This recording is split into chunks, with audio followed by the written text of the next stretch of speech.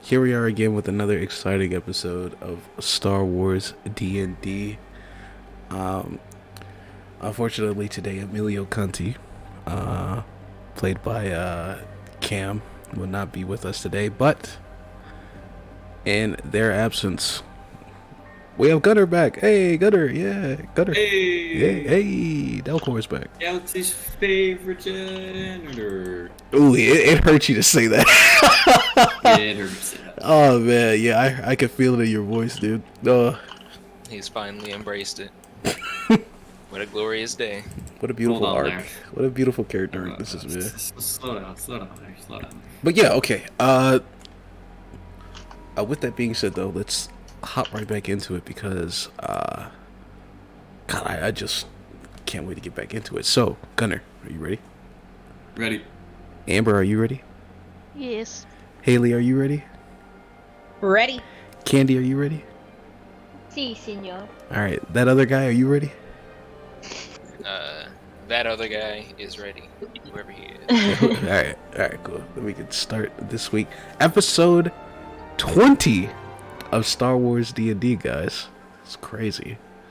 Can't believe we're already at episode 20. That went by fast. But okay. Last time, after having time to chat and mingle with some of the patrons here at the party,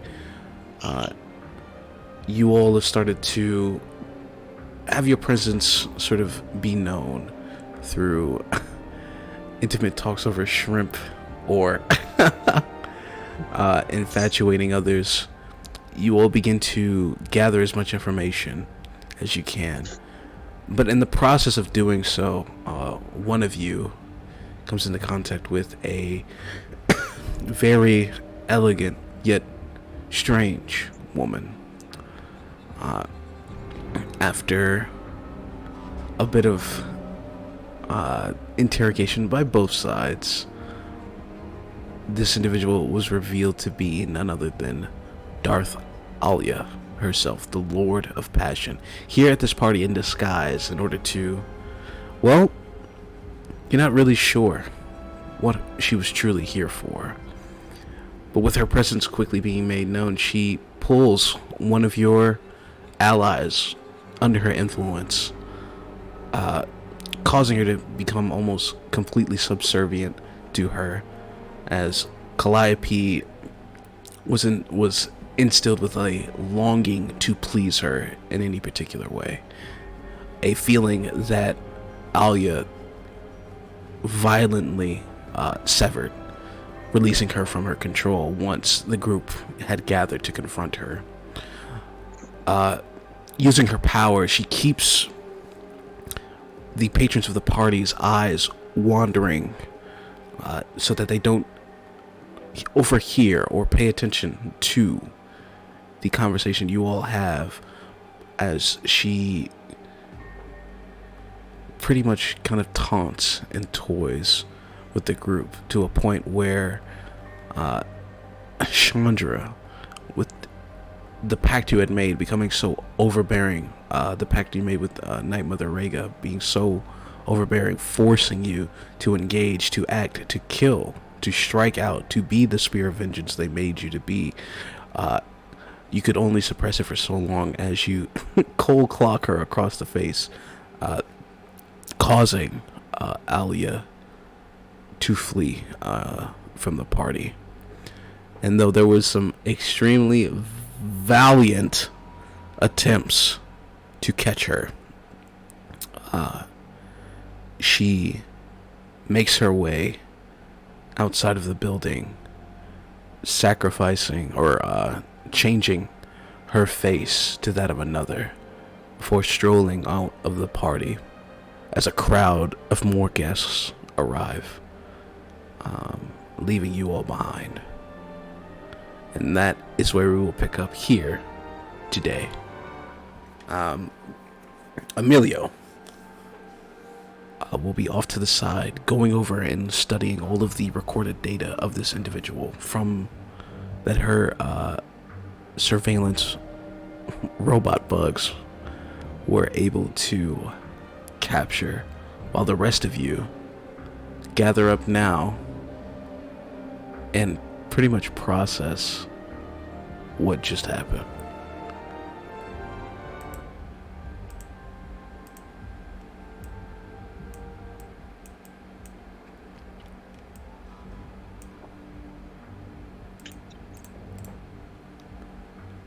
I like to think that everyone standing here in silence is exactly what would happen. Yeah, true. Honestly, That was actually really funny. the silence of your group is broken up, with Alia now gone.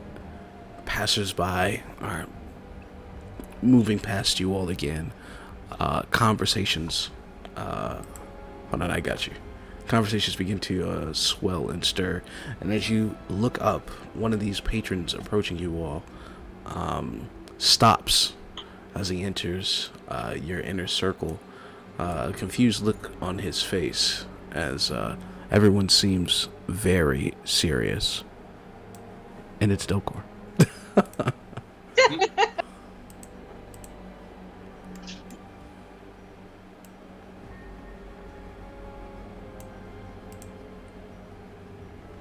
So Delcor, as you approach the group, you've spending most of your time now with your ear to the wall,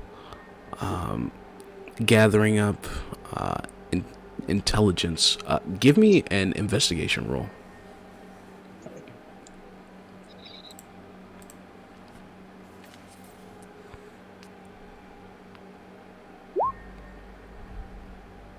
$32. Jesus. Woohoo! First roll of the night. You hear about a lot of powerful individuals here at this party. Big dogs in the criminal underworld. You gather up several names that I will pull up here.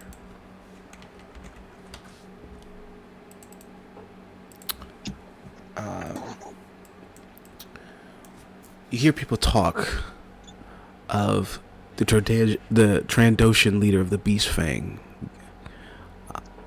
Obast, the leader of, I don't know, bro, the leader of the Fireflight Militia, Kree Tobin, the twins of the Assassin Order of the Fell Blades, Eric and Chani Udo, the ambassador of the Kemen Partnership, Minister Oro.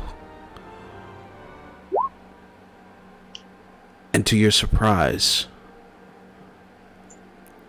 words of there being a Chiss here,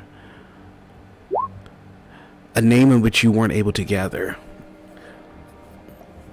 But patrons are talking about how rare it is to see Chiss away from their section of space.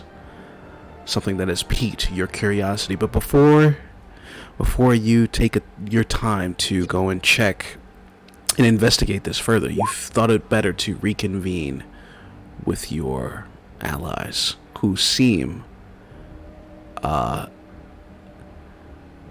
as if they've seen a ghost, but their faces are filled with emotions of anger, bewilderment, shock, and in Chandra's case, all of that but pain as well. In your head, Chandra, the voices begin to fade, but you have a feeling they'll return in due time. Alright, and I'll let you guys talk. I'll be right back.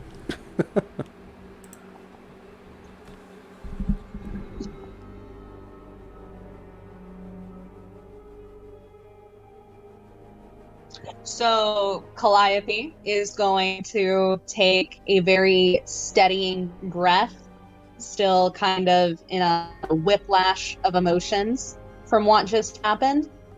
And she's just going to try to get her breathing and her mentality under control. I'm coming back. I'm gonna essentially insight check the party, because, like, visibly I can see all of you are, not okay. So I'm gonna try and, like, insight y'all see what the fuck is what in the hell did I just miss? Jesus. Wow. All right. Really good roast Consistent. tonight. Consistent, if not anything. If Way anything. to Yeah. go. Thanks. Well, I think Nala probably isn't hiding much from the party Mhm. right now. So she is just like, thin-lipped, very like serious and stern looking. I don't think she looks. Maybe she looks like a little bit angry in the eyes, but otherwise she's just like, she's stopped doing her stupid like Chandra impression. She put her like glass of champagne down a while ago. And she just like, She's she'll give Nala you like again. a very serious glance of something wrong has happened. I don't know if anyone else is trying to like hide their emotions though. Like Nala is. I would hope you guys would be, since we are in a party, and if I can see it, other people can see it, probably. But Nah, Nala lost her cool. yep. Yep. Yeah. Calliope, it'll be what's what's going on? What's going on there? So let's see. With the 17 at deception, you can tell that I'm frazzled. You can tell that I'm definitely off my game. I'm not the confident person that's very easygoing anymore. I'm very rigid. You can see that every muscle is tense, and that I'm struggling to keep my breathing under control. But I don't say a word, and I do not look anyone in the eye. I'm just looking at the doors leading out, away from the party. I love this situation Delcor has walked Right? into. Alright, let me try to roll for it too, just to see. Cause that's funny. Okay. Not bad. 27, but oh well. Yeah. Whatever. I guess you can still tell that she's Kuma's a little distracted. She just keeps glancing over at Calliope, but then she doesn't want to make a big deal, a big scene out of it, so she just keeps on looking at everyone's face, but then we focus on Calliope a little longer, and then yeah. All right, Chandra. Oh, he's a way to cut up the frozen pizza. Yeah, Good back. that's right. Okay. So, Nala's staring to the distance.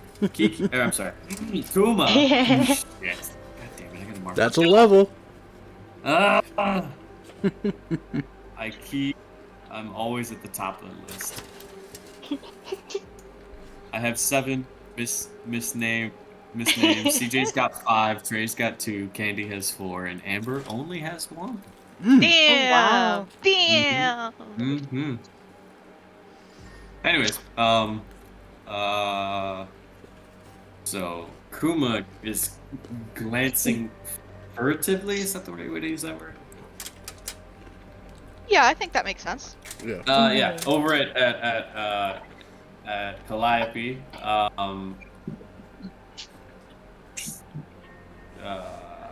Nala's staring off from the distance, and once I get Chandra's, I'm gonna start asking a question, I guess.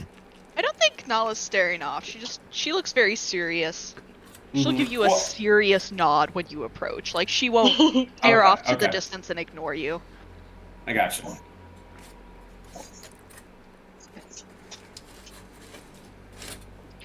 Something went down, and I should have been here. Yeah. Mm-hmm.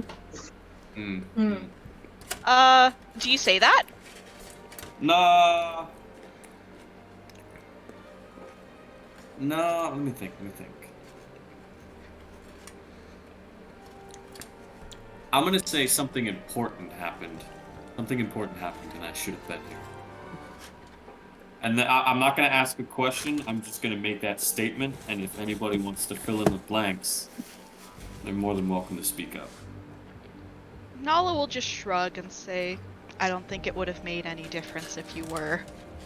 And maybe you want to wait and see how Chandra's reacting, because she'll be the most shook of us. Or at least rival Yeah. Calliope for shookethness. True. True. Yeah, I'm gonna wait for Chandra to get back before I do anything else. Okay. While we wait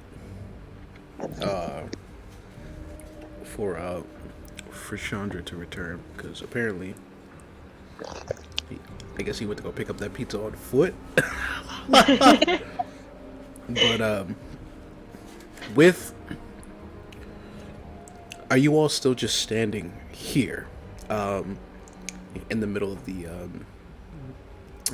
this hallway? Passerby is now, well, everyone's in their own conversations and talking.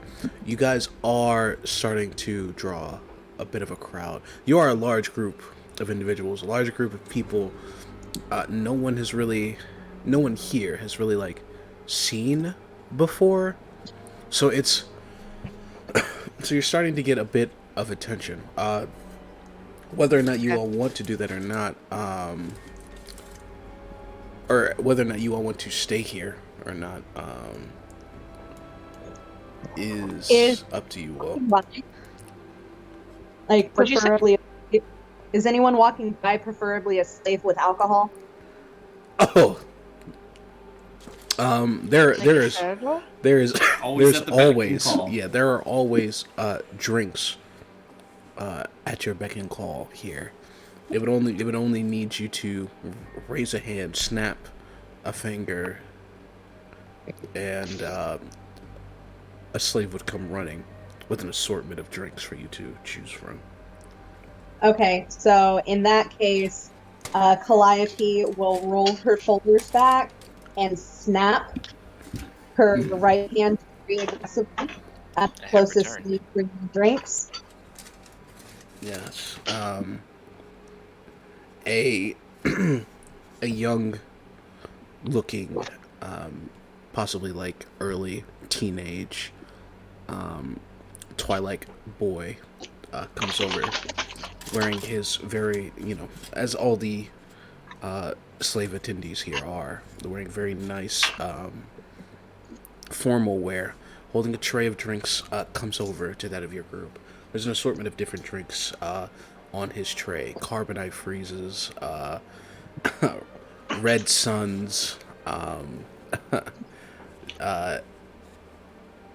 just different varieties of alcoholic beverages for you to choose from. Very shyly does the servant offer the tray up, bowing his head sort of as he puts this tray of drink assortments before him and towards you. Calliope will reach out for a champagne flute, and shaking very slightly, but as soon as she grabs it, she glares at the slave, and kind of barks at him, and just knocks and be gone as she takes a very long and slow drink of her champagne. As quickly as you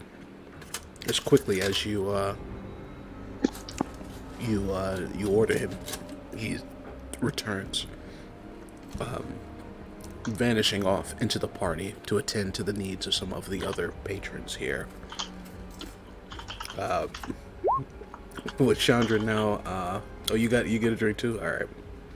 Yeah. Nala will do it nicely though. Like as homeboy's running away, she'll like, oh, me too. Thank you. Got you. With with some beverages in hand that sort of help in the process of coming to terms with what had just happened. Chandra, I think some people had some questions for you. Okay. Yeah. I'm sorry, I was getting Before the that, I will Nala will take notice that we are starting to draw a crowd. So she'll like hold her drink, kind of get back into like her rolled back whatever pose, and she'll like out loud maybe make some small talk like, yes, look at the statue, amazing. but I will cast Force Melt so that we can speak freely. Hmm.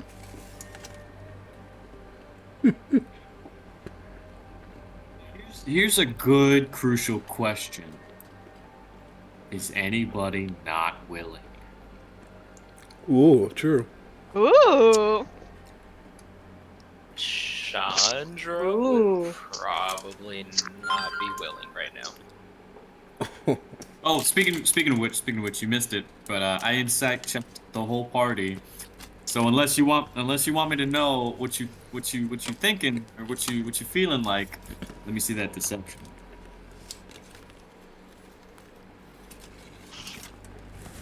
Duh. No. Oh well, it does not beat your 32. No, it does not. Okay, all right. So give me a little bit of what Chandra's thinking post this person leaving that I don't know who it is. Event, because I have no idea what happened. I just know all y'all are reeling from something. Let's see.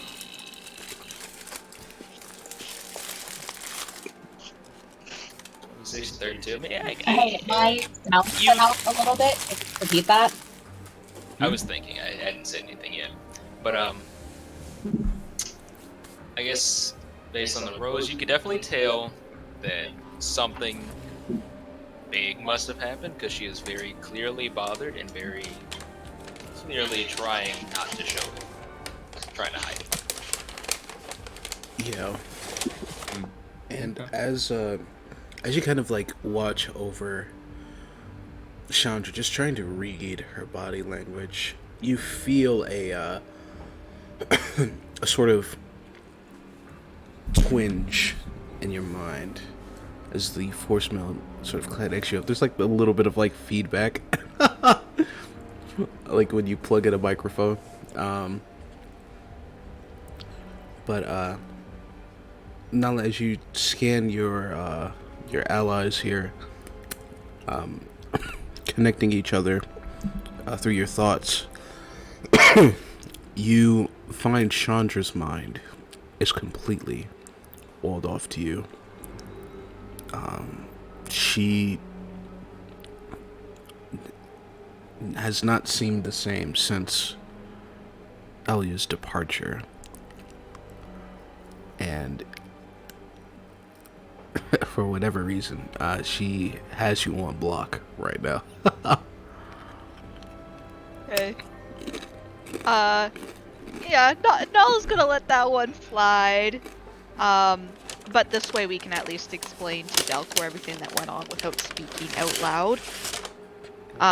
So Nala will say, like, you know, once we're all linked up, like, you know, she will say, we just had a run-in with Darth Ahilia here at the party.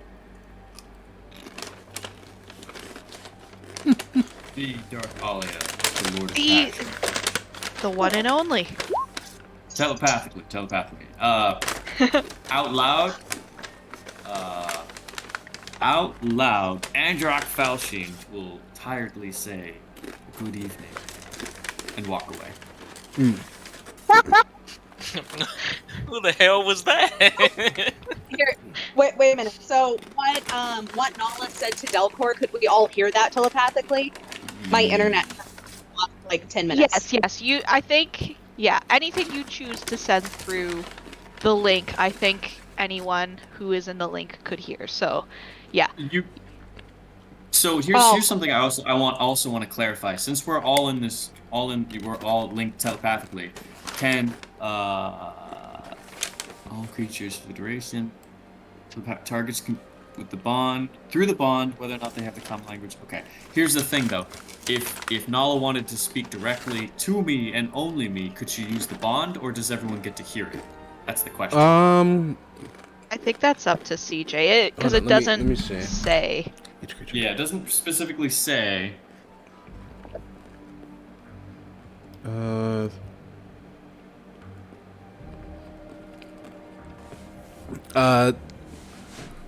It just says. Yeah, I think the way it works is you make this link,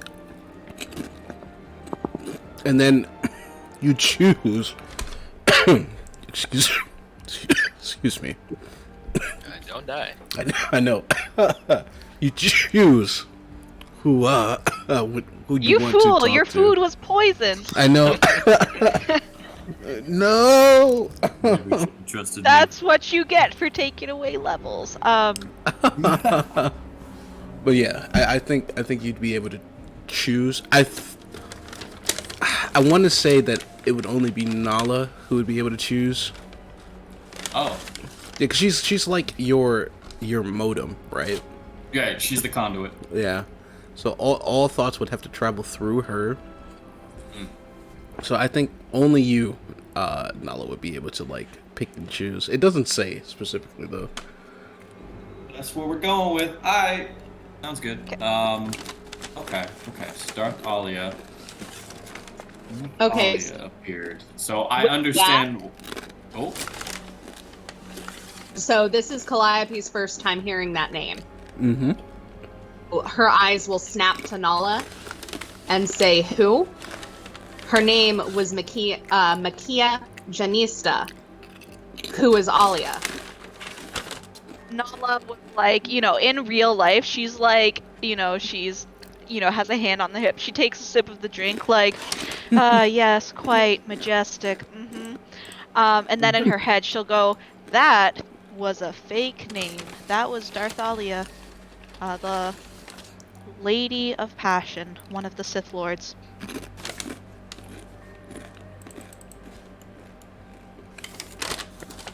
And I take it she's a friend of yours? Oh, I don't think she's friends with any of us. And she'll she'll give Chandra a little glance, and she'll say, she does have a history with Chandra, being her former master and whatnot. Calliope will immediately snap her head, eyes boring into Chandra, and say, what was she here for? Very menacingly, with nothing but ice in her voice. That, in person or in our heads? Because all the It's a good talking I've been doing has been in our heads. Because on the outside, Nala is playing it cool. Okay, in our heads then. Okay, well, the thoughts are very much blocked out of her head right now. She is not hearing that. Oh, okay. I think you have So- to explain it to Calliope. So, you're talking through this mental Hello? link. Hello. Oh, sorry, I thought I was muted. Oh, I thought I died. You're talking through that mental link, trying to reach Chandra, and it's like your words are just hitting a wall and bouncing off. You know that they're going in that direction, but there's no indication that it makes it to her. She does What not does even respond. Chandra's face look like? I'm sorry. What does her face look like? Is she passive, stoic, angry, cold? I What's don't her- know. Roll insight. I rolled a 26 deception earlier. I don't know if I need to roll it again. But she's, think you she's have to also roll it trying to again. hide it. Yeah, you Okay, definitely. that's yeah. fine. Yeah. She's trying to hide it still. So. Ooh. Oh wow. Hey, Damn. at least I'm 26? consistent. 32s and 26s. Wow. I want That's some funny. 32s. Thank you. CJ. Just like with Delcor, No. you could tell that Chandra is kind of worried, distraught about something, but then she's also trying not to show it at all. Okay.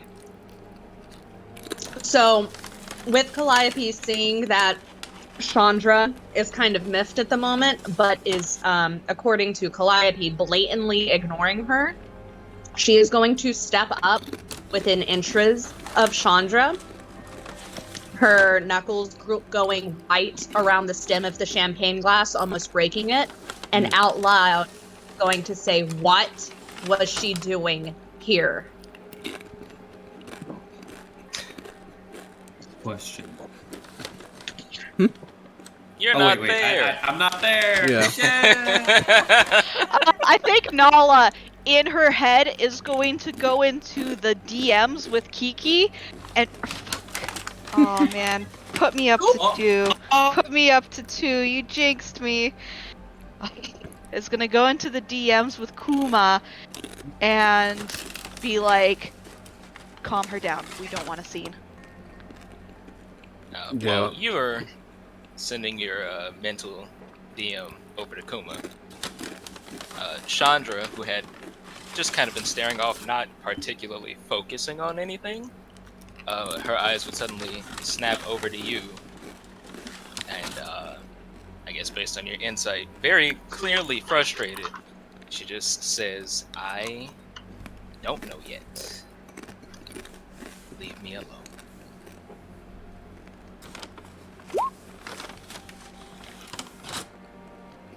So, I think Kuma would just like, walk a little closer to Calliope and then just put her hand on her arm, just like, soothingly, just like touch, and then just like, we don't want to draw too much attention right now.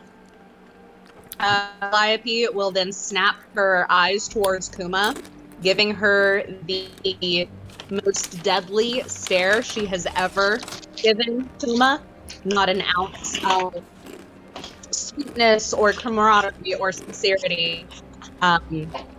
All pissed, dominating stare to get Kuma to back off.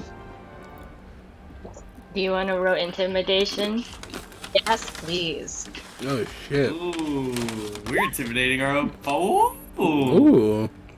What do I need to roll? I don't know.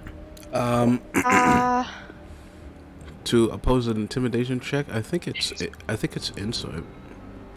Insight? You're muted.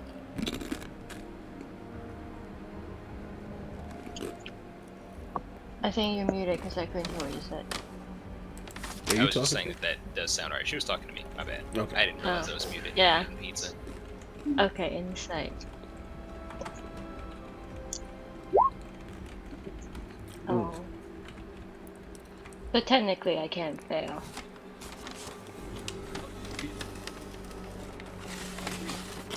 Does that apply here? Is that a skill check? It's a skill check. Yeah. Mm-hmm. It's not a save.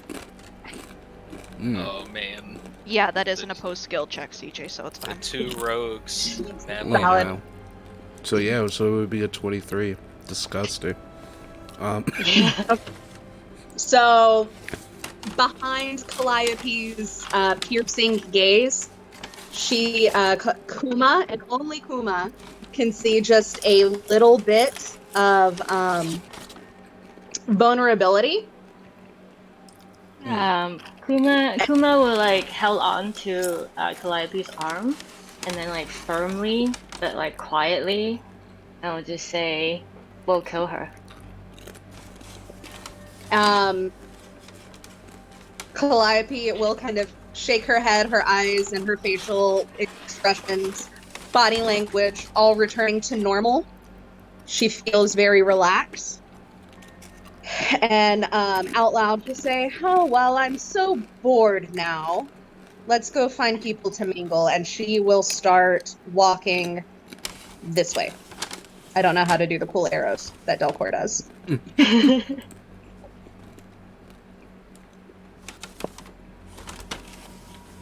Okay. After seeing your friend in pain and her possibly even realizing, Calliope, with drink in hand, also walks off, Kuma quickly following behind her, leaving Chandra and Nala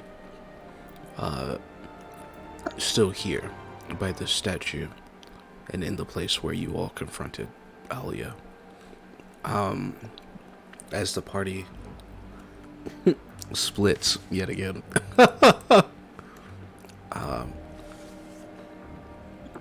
There's a very somber tone within the group now. Tensions coming into this was already high, even after your talks with each other. And now, after this altercation, it's only getting more and more complicated. And the frustration is starting to well up inside of everyone.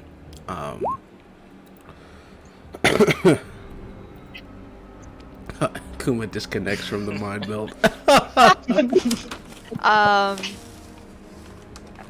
Nala will just turn to Chandra after having spent, that time outwardly humming and hawing over the art or whatever. And she'll go, yes, Chandra, is there anyone at this party you want to go meet? Would you like some food or something?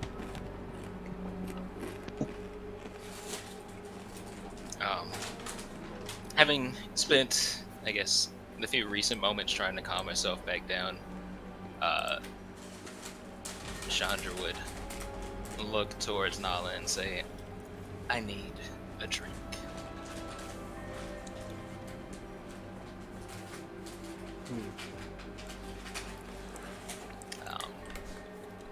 And after calling over one of the nearby servants and just quietly taking the drink, she'll kind of slam it, start walking that way. Okay.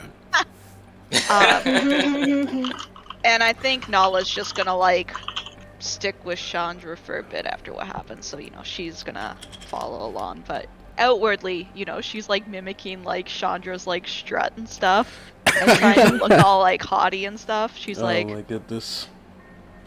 Look at that bench. Not a very good bench. Oh my goodness. Alright. We do still have, just so everyone knows, the force meld lasts for an hour. If we need to communicate over the next hour, we can. Unless you willingly disconnect yourself from it. Unless you hang up the call, but right now we're just all on Skype on mute. Oh, funny. No, he's connecting. What'd you say?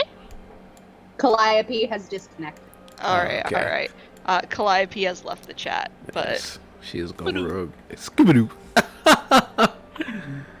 Kuma did too. No, I would say Kumo's actually put you guys on hold or something. Okay. Her focus is definitely more on Calliope than anything else right now. Kuma is mute and mute. deafened. Yes. Yeah. Muted and deafened. Alright. Delcor. As you continue to stay around the perimeter of the party, roll another investigation check for me, please. Hey, I love doing this. Yeah, My okay. favorite skill. What should be like? You know what I haven't done in a long time? What? An intelligence save. Ooh. Yeah, that's what kicked off the entire series. Yeah, true. Investigation, right? Yep. 24. Okay. Okay.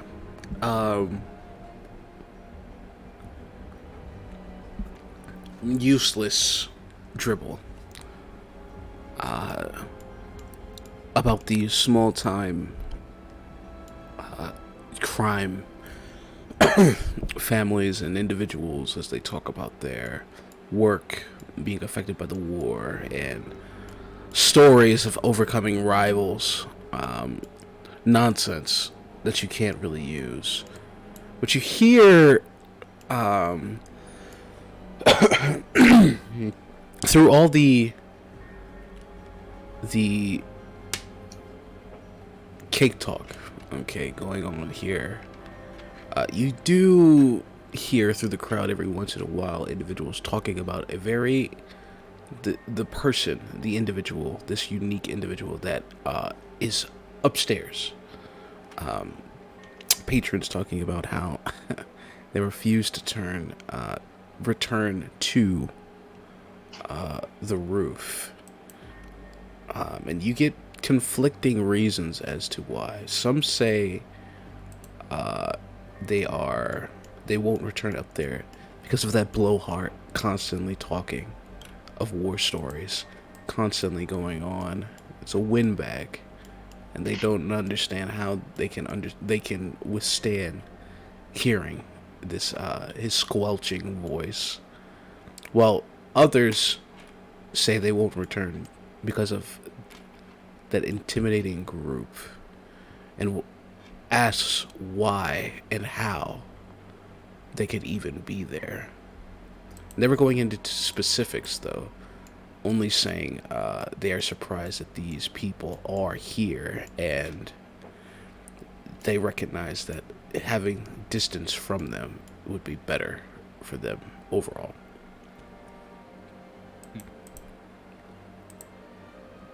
Squelching tones. Who is this? Who is this? Who is this man speaking in squelching tones? You want to go to the roof and find out? That Bruh? sounds about right. Yeah, sure. Yeah, let's go to the room. Okay. You start making your way. It's easy for you to find the stairs going up. You just catch some people coming up and down this entire time. As you start to head your way up to the second floor, Calliope and Kuma, where are you two headed?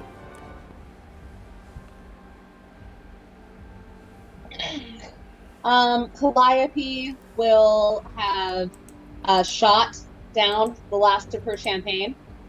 Okay. And very gracefully this time, not an ounce of tremor in her hand or anything, placed it on the tray of a walking by slave and picked up another one. Ooh. And casually sipping on it, she'll walk in a this way direction, back to her typical Calliope performance, walking very slowly, hips swaying, trying to gather more attention again. Gotcha. All right. I think you're actively trying to get people to notice you, right? Yes, trying to get them to approach me to start a conversation. Okay. I think for the first time ever, I'm going to have you roll performance.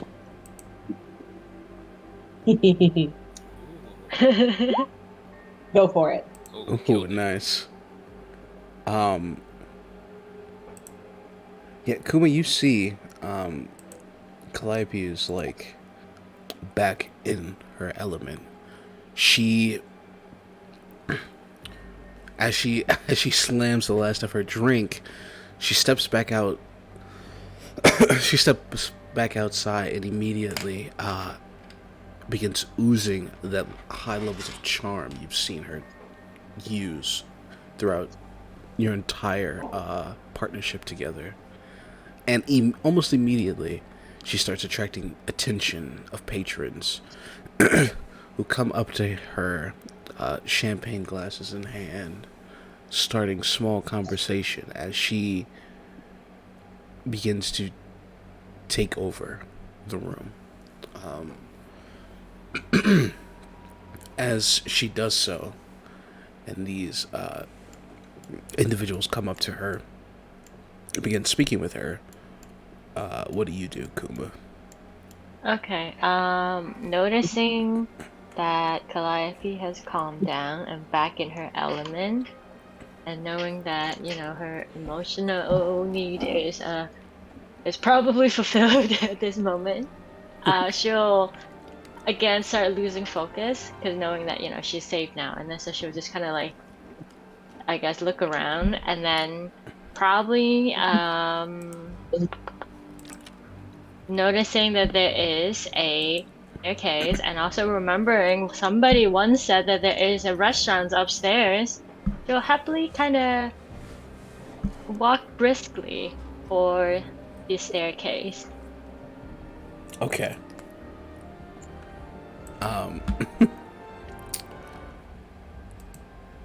leaving leaving Calliope to do what she does best. Your stomach begins to growl. You go into your bin of shrimp to take another handful, only to find that at last, the seemingly endless bucket of shrimp you got is now empty. And that can't do. You remember talks of more food being higher up, and you make your way over to the stairs to head upstairs, taking 1 second just to look back as you see Calliope doing what she does, work in the room, figuring, it's fine. And you head upstairs. Alrighty. And last but not least, the dynamic duo of Chandra and Nala. What are you two doing?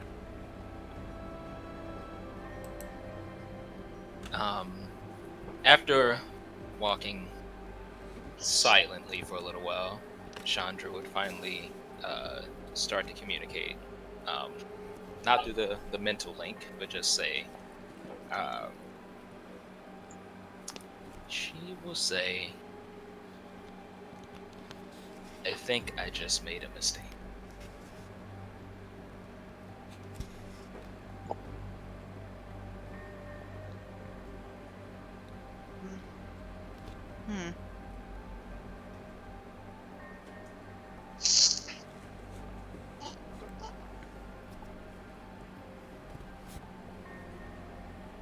Nala, she's sauntering behind you. I think, she'll kind of say like, "Oh, darling, I think the only mistake you made was not hitting her a little quicker."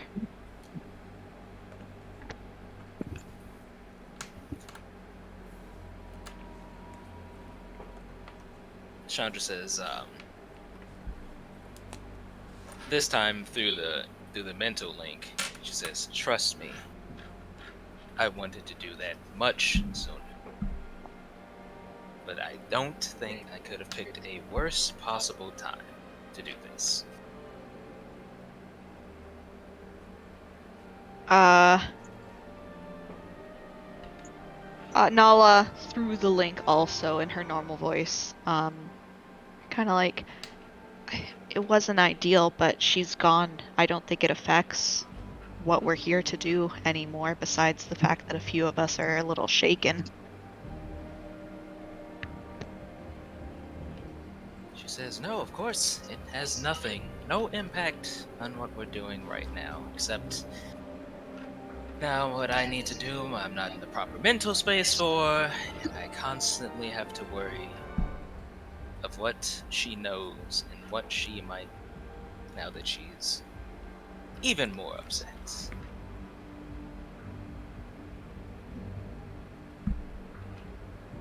Chandra, we have handled a cranky Sith Lord before, and we can do it again. Let's try to put Alia out of our minds. That is an issue we'll have to deal with at another time.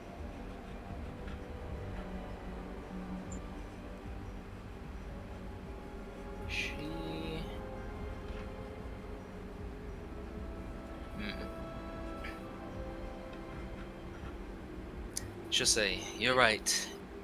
And she'll stop and take a moment, deep breath. It's a lot to do tonight. And even if I continue to worry about it, you wouldn't get it anyway. Then she'll start to explain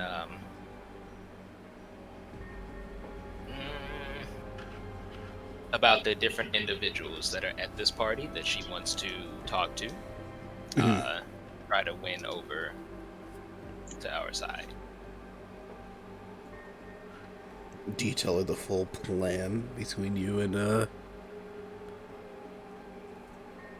Za'nara? Or you just tell her that these are just individuals we need to talk to? Like, to get on the Republic side? Like, what do you mean? I mean, Chandra, she's trying to be good. So she would say,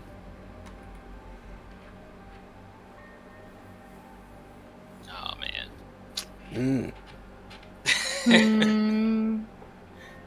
Um, What's gonna happen now? It's heavy, ain't it? this is a real difficult choice to be making right here, right now. It's a dramatic Mhm. party. Yeah, it's a little too dramatic already. Where's all the Everyone fun? is. Yeah, this is a lot of This party switching. sucks. I thought we were in and out in 2 sessions. Fucking get some info, kill Za'nara, next planet. Yeah. No. I called it a party arc. You know how long it's gonna take. She'll say,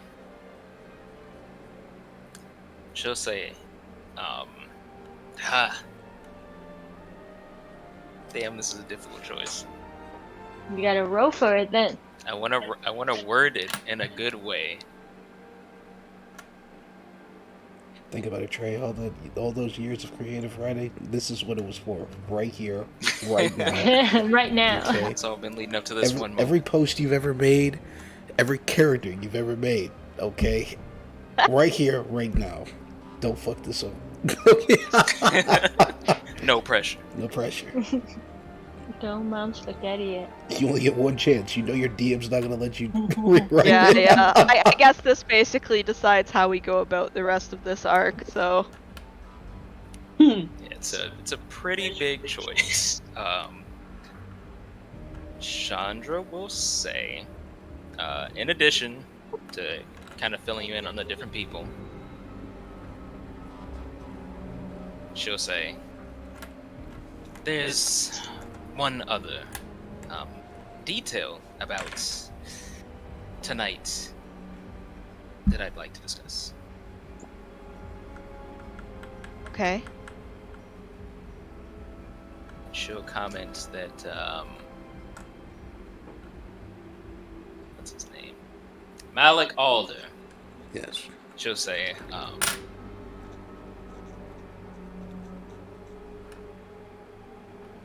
I think... Damn, that's no way to go into that.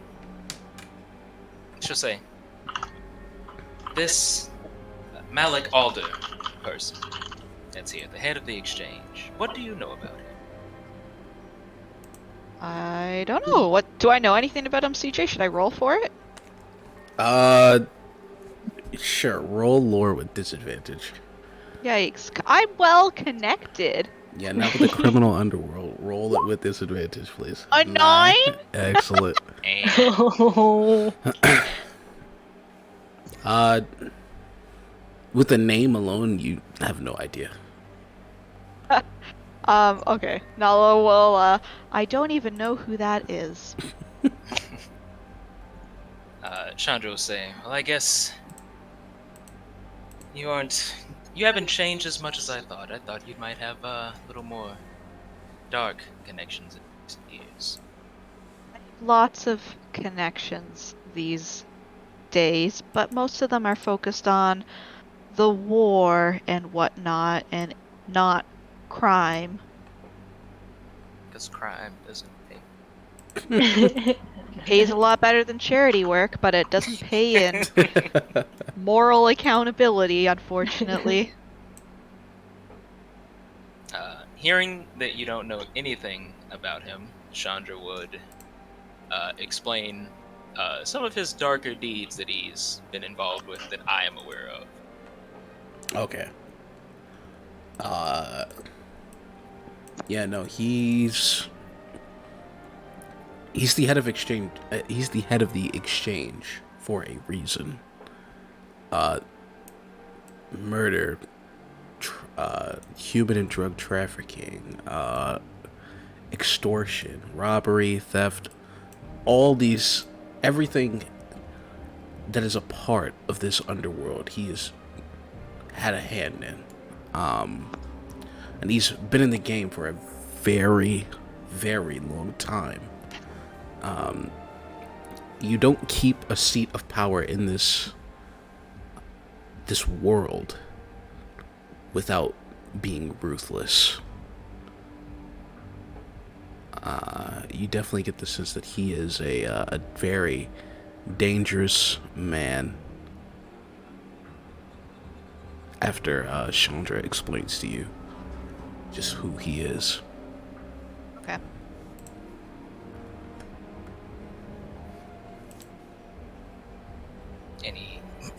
Any response to it or anything? No? No, if you're just like explaining who he is, Nala's mentally nodding along, like, okay, what about him? After she explains that, she says, he's here tonight, and I don't think he would be the type to sign up for saving the galaxy. He's more of the profit from it dying type. Mm-hmm. She says, so I was thinking, what if there was someone else in charge of the exchange? All of their resources could be put towards saving the galaxy.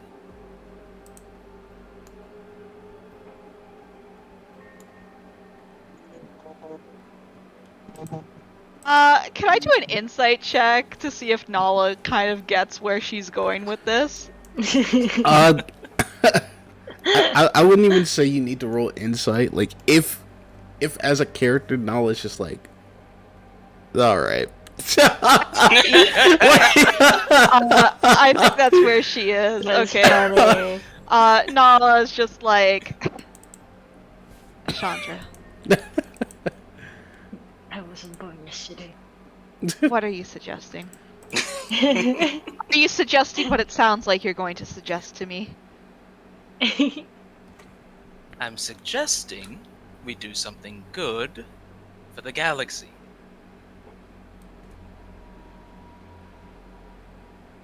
So me. Okay. And also me. Chandra. So, what is your plan? I assume he's not just going to willingly go into retirement. Who would replace him? Chandra says, so the plan would be to get the other prominent guests on our side, and she'll quickly run through that list she mentioned before. Mm-hmm. And then once something happens that leads to his unfortunate demise, which would be me killing him, no one would be on his side. Everyone would take my side. They would take Za'nara's side.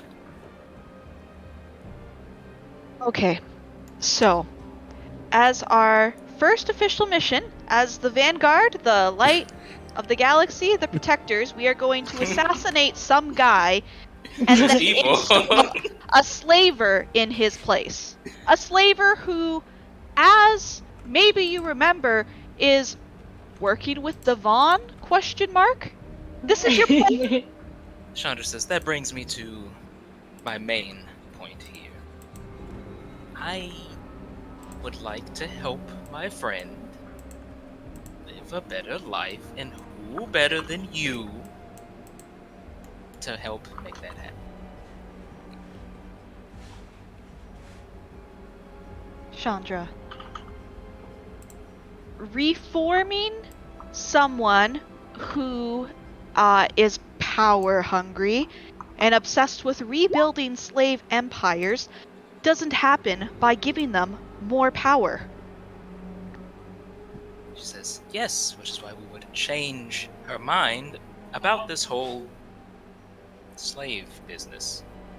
Okay, so your plan is we assassinate some guy, and then before installing the slaver, who, by the way, has led to my death once and tried to kill me many other times, we're gonna have a conversation with her to talk her out of slaving, and then let her run the criminal empire. She says, well, when you put it that way, it really doesn't sound like a very good idea. No, it doesn't. This is one of your worst plans, actually. She says, Oh. then how about this? I could be the head of the exchange. Okay. How many people in the exchange do you know? One very prominent one.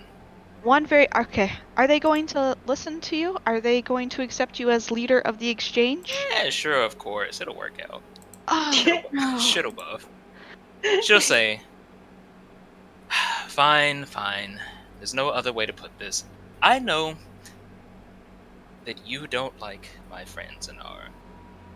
I just want tonight to end without me having to stop you all from killing her.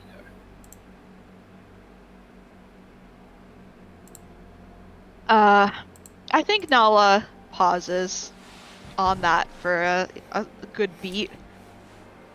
And then she'll sigh in her head.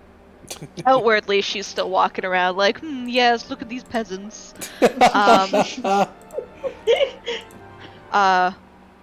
in her head, she'll sigh and go, okay. As long as Za'nara doesn't try to kill us again, there doesn't need to be bloodshed. I will not kill Za'nara, but we can't just let her keep enslaving people. We can't just let her go about, helping the Vaughn, whether that be knowingly or unknowingly. And I really don't think we can install her as the head of the exchange and then go about our merry business.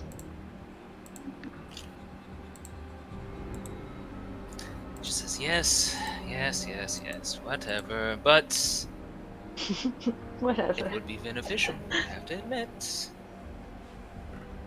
It would be more beneficial if the exchange didn't exist. Maybe with the change of heart, she could make that happen. I don't think the change of heart is going to happen in an after-dinner conversation. You're gonna have to settle with, okay, I promise not to kill her.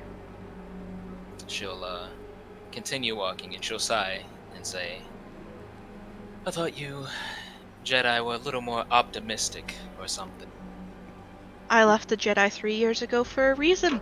I wasn't optimistic enough for them.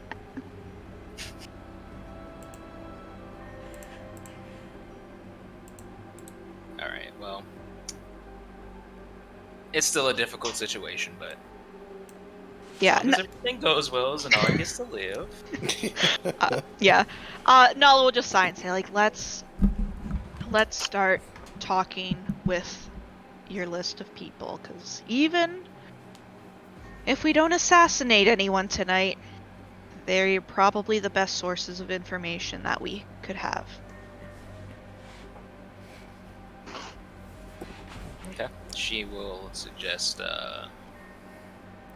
let's see, who would Nala be really good at talking to? I would like to see that. Well, while you figure that out, and Chandra and Nala, you talk about what your next moves are going to be and how you will approach the individuals highlighted to you by Za'nara, we find ourselves now on the second floor of the mansion.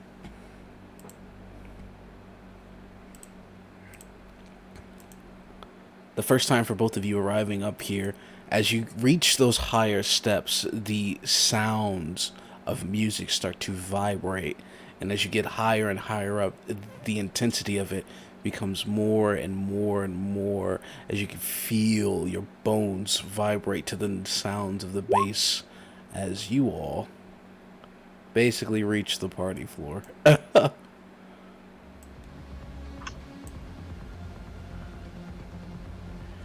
Okay.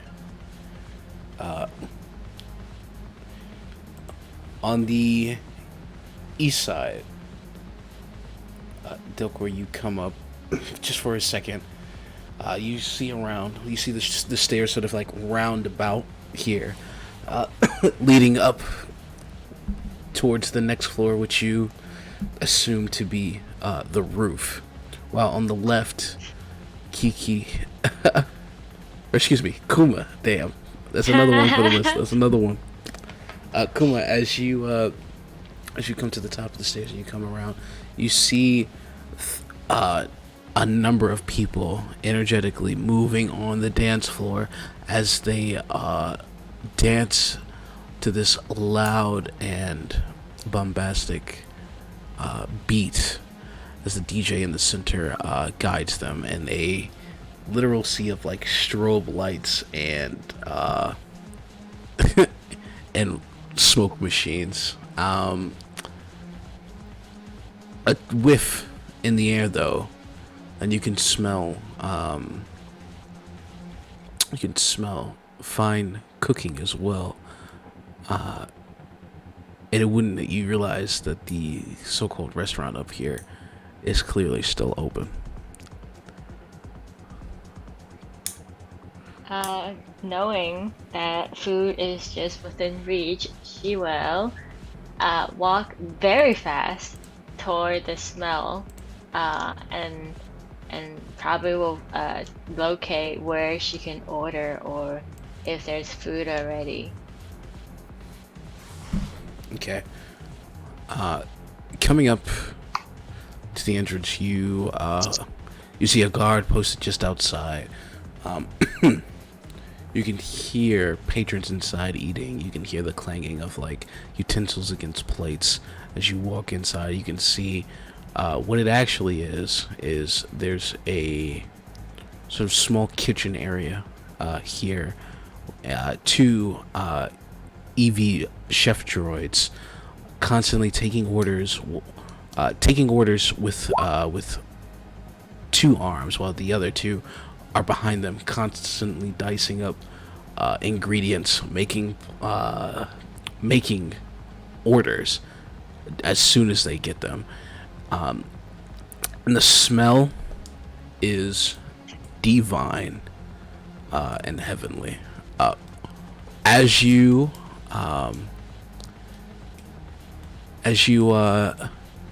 do you make your way inside? Yeah. Okay. Making your way in, your nose leading the way. You you come into this this sort of kitchen area, or dining area I should say, eagerly waiting to get your chance to order. The line is not that long. Most of the people you are probably out there dancing or still mingling, but a few patrons are here gathered, enjoying varieties of hors d'oeuvres or fine steaks to like simple desserts like cake.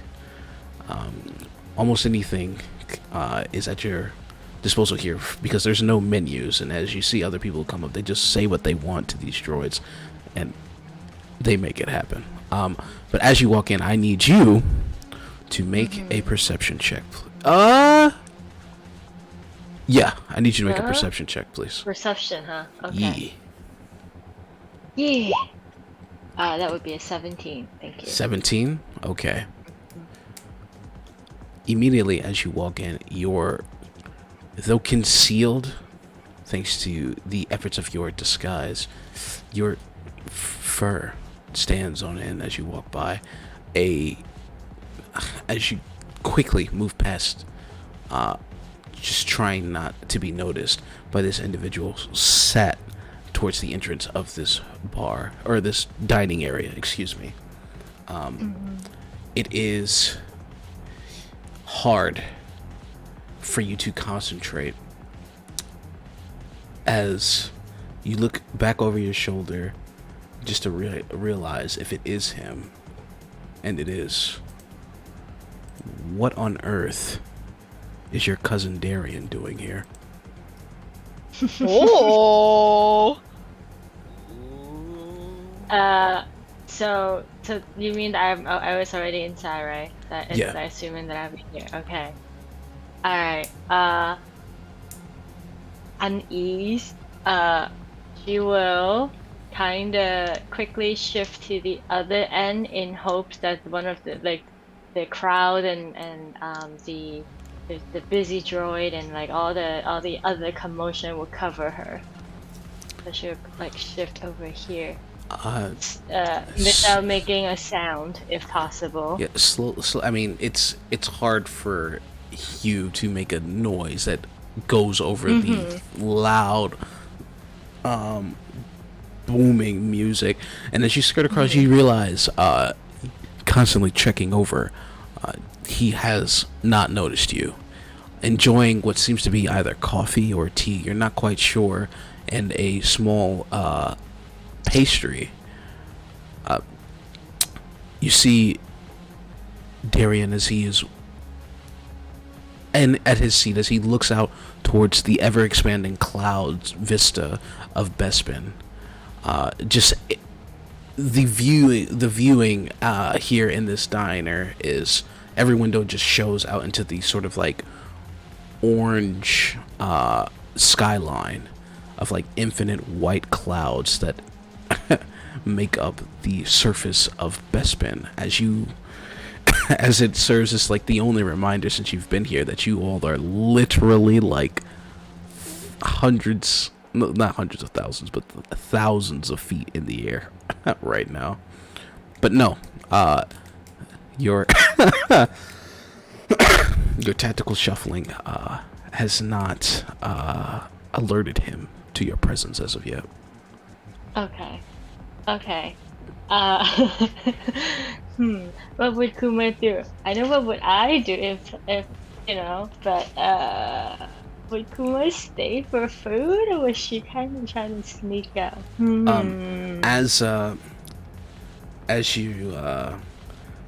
As Kuma tries to figure out her next plan, these thoughts racing through her mind, one of the chef droids peers over to you as, again, his two lower sort of like arms are constantly chopping and dicing ingredients, while the other two are taking orders down from taking the order down from a customer who just walked away and says, what can I help you with, miss? Kuma just like absent-mindedly and just say, I would like 2 orders of the space equivalent of red velvet cake. So red velvet cake. All right. It's not something she actually wants, but it's just like she was not even thinking. She's just like, food. This is the name I can think of. Here, give it to me, kind of thing. The droid nods its head, its 2 arms taking down your order as the lights of its eyes flash for a second, and as, out of the corner of your eye, you see the lights on the other droid flash as well, and the one across from you, now not the one you were talking to, but the one across from you says, 2 crimson treasures coming up. You get cut off. I didn't get that. He says, 2 crimson treasures coming up. Okay. as he begins to work on your dish. The droid you were speaking to, still working constantly, gestures towards you, towards the empty chairing just in front of his station, and he says to you, Please, miss, have a seat while we get your order. Kuma absolutely would not sit over there. So she'll just like, it's okay. I'll wait over here. I wanted to go anyway. And then so she would like shuffle here, just getting more and more distance away from Darian, so that he couldn't see me. Very well. You do the no thanks, I'm good, okay, goodbye, and walk off to the other side. You find a bench placed to the place next to the wall entrance that lead out of the diner. And as you sit down, you see it like perfectly blocks you off, thanks to the table and desk that the droid uses as its sort of like counter, as well as the droid itself. It completely blocks you off from Darian's viewpoint, unless you like lean a little bit forward, which you do every so often to check and see if he's still there, which he is constantly as he looks out towards the orange and white vista as he takes a sip of whatever drink is in his cup. Okay. Delcor. Yes. Are you heading upstairs, Delcor? Yes. Okay. The vibes here. Huh? I will take a quick glance, and then go upstairs. Okay. You know, like, just like see if there's anybody interesting, and then like confirm. Yeah, this is not the. Okay. Well, the first thing you do is you look up. There's still ceiling above you, so yes, this is not the roof. As for trying to spot like individuals, unique individuals in the crowd, give me a perception check. Okay.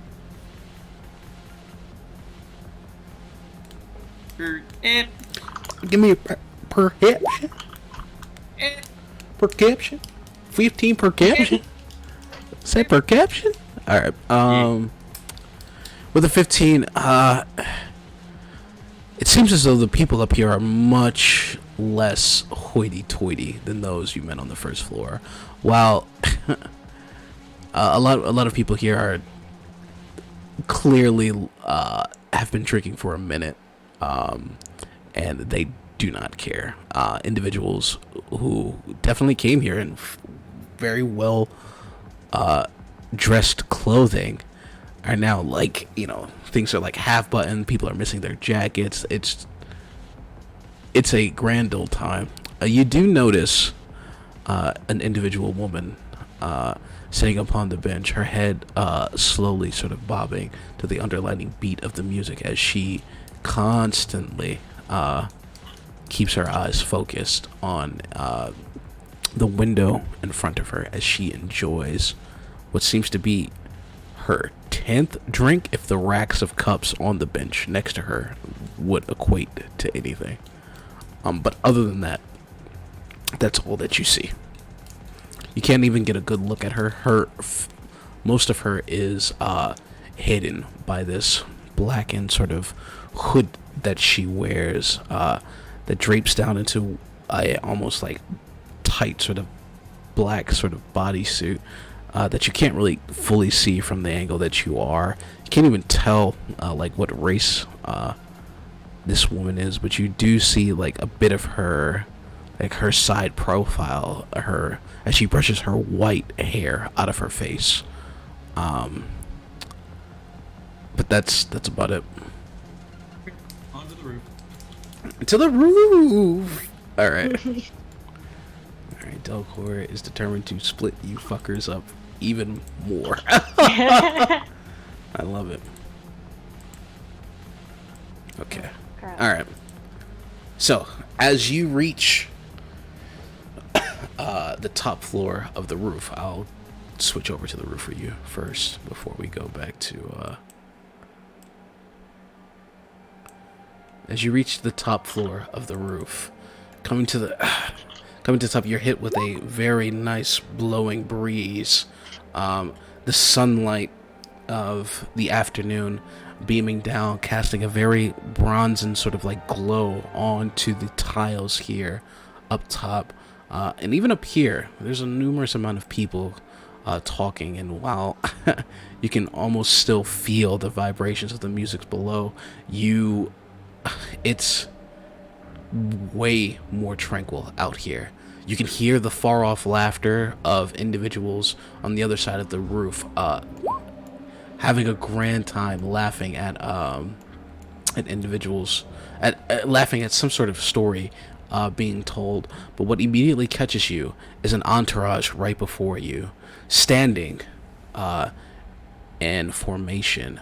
3 seemingly Mandalorian armored individuals stand towards a sitting woman who swirls a glass drink of an unknown alcohol to you.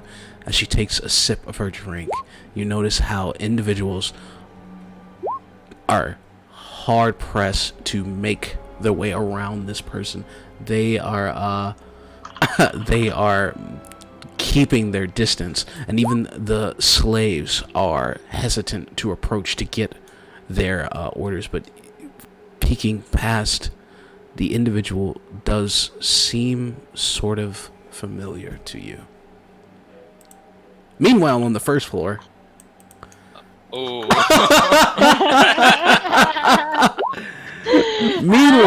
Evil. Meanwhile, on the first floor, having Wow. hey guys, this is it happens. Meanwhile, on the first floor, as Calliope, you weed information from a few individuals here. Go ahead, roll charisma check for me. 28. Oh yeah, you've gotten the contact info of a lot of the patrons here. A lot of people who want to do work with you. A lot of people who just want you. Have given their information to you, and you've taken a mental note of some. Some of them are just for the thrill of the conquest, just to know that you could have this person if you wanted to. It helps you reestablish a sense of control. But as you have your fun, you find yourself back inside, and you see an entourage admiring statues of almost like a maiden-like woman. Unlike the depictions outside, this one is not a rendition of a former piece just with Za'nara's face on it. It is a beautiful it's a beautiful statue by an artist you would know. And as you make your way around, you notice that this individual over here, this Togruta man, who is weathered, he is covered in scar. Parts of his head tendrils are missing. An eye patch covers his right eye, and his face is just covered in scars. But it's all masked by this extremely well-made black suit and black tie that he's wearing as he admires this art picture. To his sides, and to your surprise, are the only visibly armed guards here that you've seen here, besides Za'nara's own personnel. They, similar to this man, are dressed in black suits and are constantly scanning the perimeter.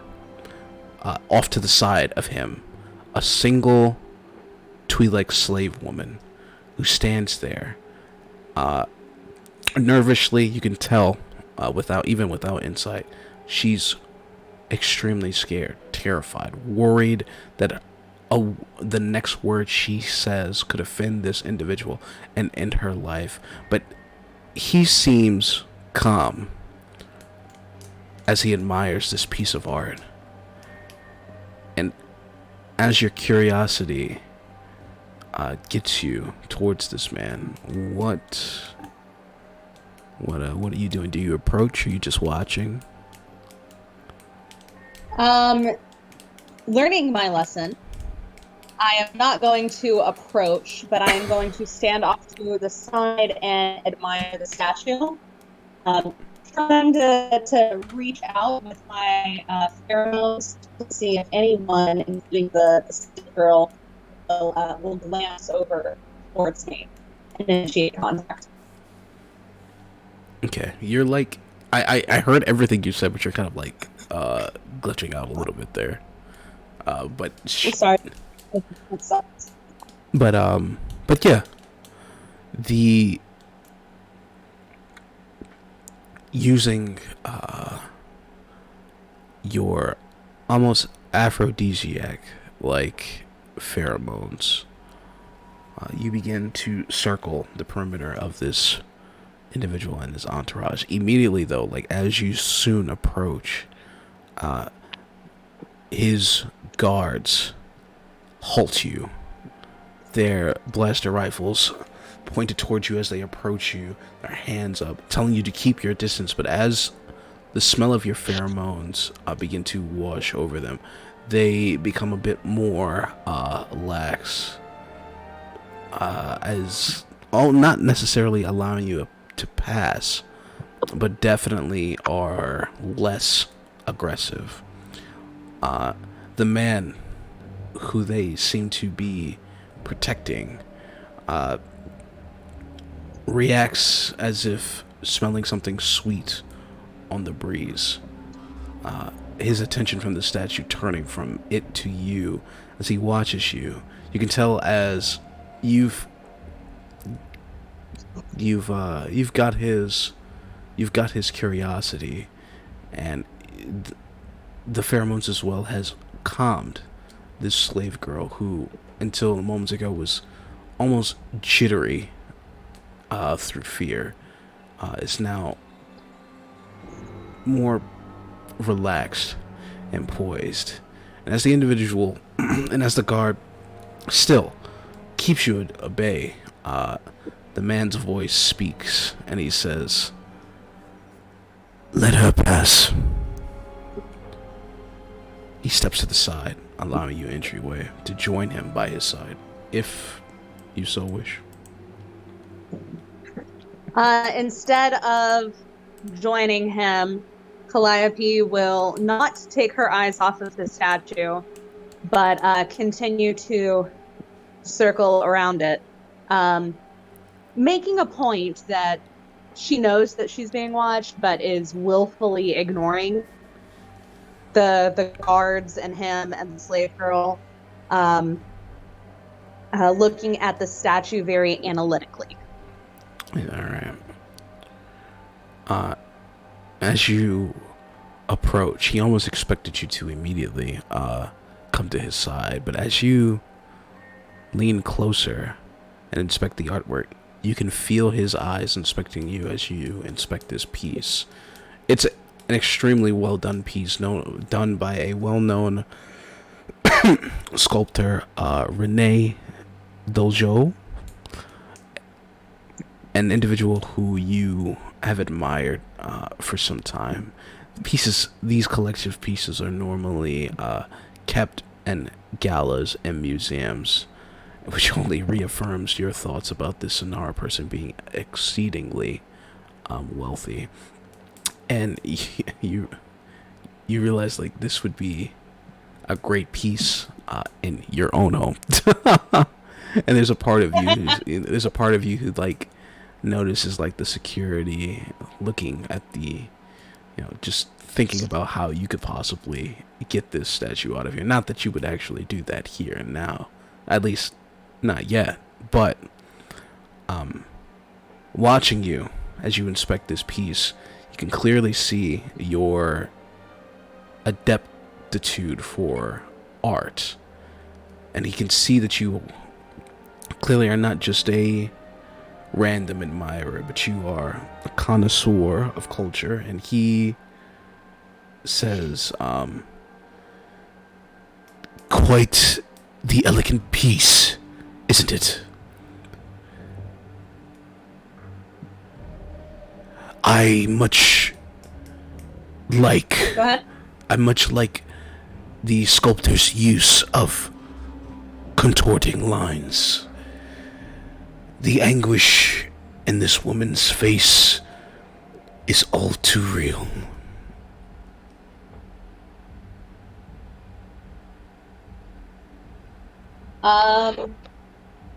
Calliope will kind of pause in her pacing, walking around the statue, kind of shift her weight from one leg to the other.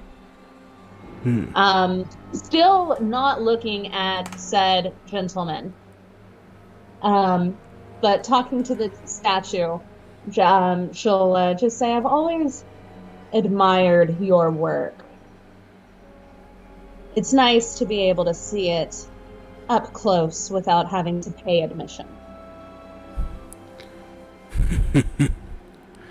Yeah, he smiles and he says, yes.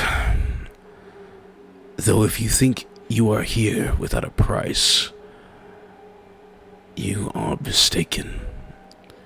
And he looks and he tilts his head. Do I know you? For the first time, Calliope will actually look at him, lock eyes with him with a very sultry smile on her lips, and she would say, if you knew me, you wouldn't ask. He smiles as he leans over to the guard next to him, who whispers something into his ear. You can see there's a bit of his face is a bit shocked for a moment as he turns back towards you, and he says, you came here with Chandra Cassine. My men report seeing you leave off of her ship. I take it you work with her. She provides a service to my empire. I'm sorry. And then Calliope will just leave it at that. He nods and he says, must be quite the client for her to bring you here. Regardless, I'm sure the host is happy to have you. As am I, to have a fellow art enthusiast. Sorry, what was his name? He hasn't given it. Oh, okay. I thought he said like Deva fellow or something. No. He said fellow art enthusiast. Okay, cool. She'll look at him again and say enthusiast and kind of raise one of her eyebrows. And just kind of just leave it as an open-ended question for him. He shakes his head and he says, I do not mean to offend. It's and he looks towards his hands and he says, I lack the capability to create such pieces of art. I was blessed with other skills. But to hear you are here with Chandra does me good to hear. I must find her before the festivities end. She has been a great addition to excuse me. She's been a great addition to our organization. I assure you, whatever help you seek from her, she will more than deliver. Calliope will take her eyes off of him and back to the statue and very bored say, oh, she's delivered. There's no issues there. My business arrangements are always exceeding my expectations. And then she'll start to slowly turn and walk towards the back of the statue, kind of leaving it. As you walk away, he watches you leave. As he leans over to his slave and says, wine. The girl almost, still almost kind of like in a relaxive sort of trance, snaps to it as he orders her to go and fetch them drinks, as she walks away to fulfill his request. His guards move to come back towards him as he says, "Give us some space." And without any talkback, the guards spread apart as they give their boss room, as he kind of just like slowly mirrors your path as you walk around, his eyes on the statue as he admires the piece of art. Meanwhile, with Chandra and Nala,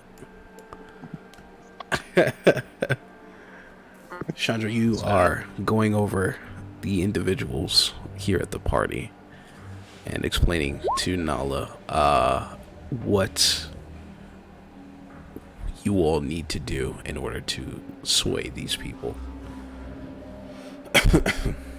Or figuring out what you need to do to sway these people, excuse me. Yeah, she kind of runs through the list again, gives a brief summary, and then the one she specifically focuses on is Kree Tobin. Said he was like the leader of the Fireflies or something? Yeah, the Fireflight Militia. So she's looking for him. Nala will ask in her head, like, and are we winning him over as Chandra and Nala of the Vanguard, or Chandra and her sycophant Asara? We just like crime and stuff. Chandra says, I will deal with Za'nara when the time comes. Let's just do what we came here for, to help the galaxy, before I change my mind. Alright, Nala just smiles a little bit and will follow Chandra to wherever. I'm assuming you might have a better idea of where these people are than I do. She'll kind of follow, I don't know, see if anybody's talking about him. I don't remember him being on the first floor, I don't think, so I will also head back to the second floor. Okay. As you guys make your way through, trying to overhear through conversation about individuals going on, both of you either give me investigation or perception checks, please. I'll take this one. What you gonna roll? 23? Alright. Nice. Hey, Hold on, Oh. my sheet's doing something weird. Oh no. Uh-oh. No, it's fine, I just had to... Oh no. 13? Oh, I don't have advantage. I don't know why it's on advantage. It's 13, yeah. Okay. Nelly, you, it's hard for you to sort of,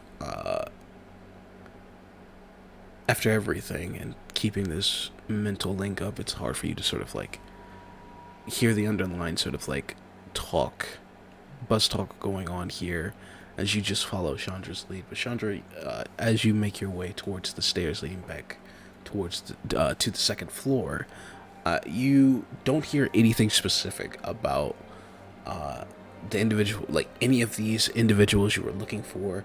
You do, however, hear something similar to what Delcor heard about an individual on the roof who keeps talking about insufferable war stories. Yeah.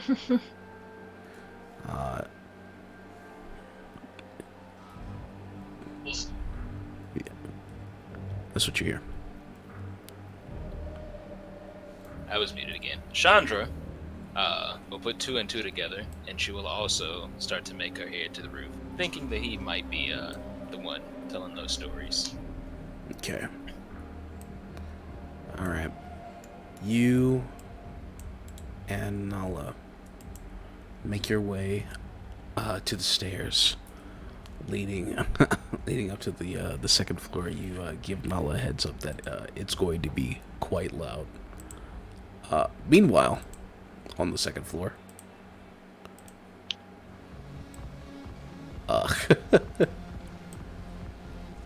almost feverishly hiding, waiting for your order to be finished. You keep peeking over, just check on your cousin on the opposite side of this diner, or this dining section. He seems to be finished with whatever it was he was drinking, as he is finishing up the last of his meal. It's still rattling you.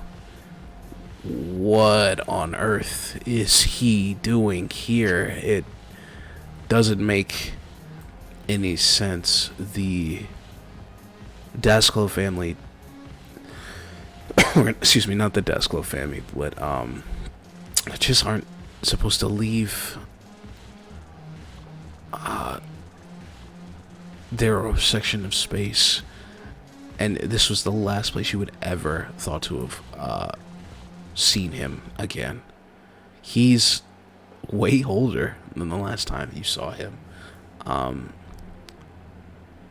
as you think that thought, a plate is dropped or placed right in front of your face, as the chef droid says, Order up for you.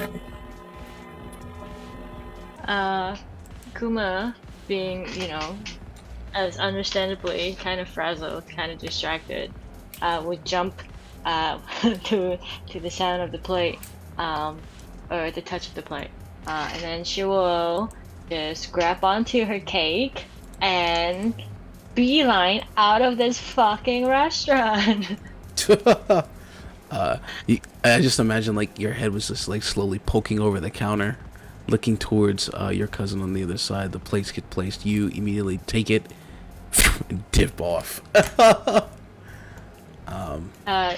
Not wanting to be seen, or running the chance, or having the chance of running into him on the second floor, so she is going to slowly make her way, or actually briskly make her way toward the staircase.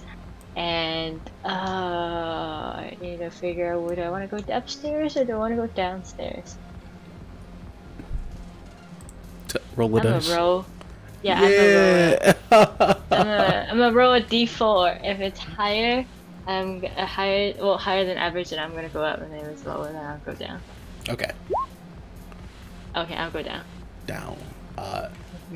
Taking your 2 slices of red velvet cake, you immediately sprint out of Treasure. yes, your crimson treasure.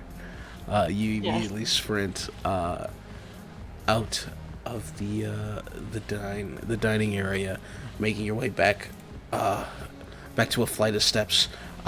Without thinking, you just go for the first one as you start walking back down to the first floor. And as you do so, you ironically pass Nala and Chandra as they are coming upstairs. And we'll just play it out here. Okay. So as you turn, you almost immediately like bump into Nala in her disguise. Make a sleight of hand check for me, Kuma. Oh no. Oh, sleight of hand. No. Easy. Oh shit. Oh No, You can that's still a 27. Yeah. well, true. Whew. As you round that bend, It's fitting. you bump into someone, and the plate flies out of your hand. You quickly, the world slows down around you as you turn towards, you lunge out, catching the plate, doing a little roll to catch yourself after you lunge forward. As you hold it aloft in one hand, you turn to see Chandra and Nala looking down at you as you kind of shyly clear your throat, stand up as you hold the plate daintily with both hands in front of you.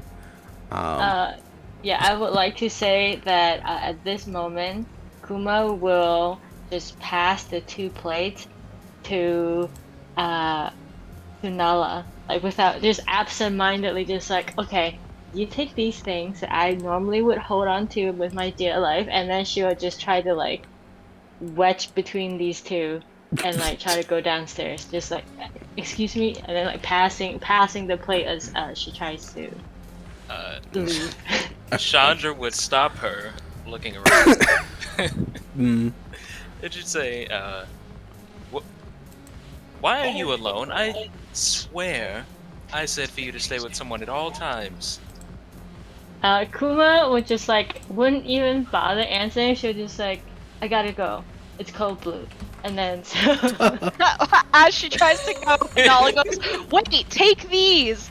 And she'll do the same thing Kuma just did to her and like slide the 2 plates into her hands back. Just give it back to her. Yeah, she was just like, and then she'll grab it and like without like, just like not even thinking, she's just kind of on autopilot at this moment and just like, code blue, we gotta go. Code blue, we gotta go.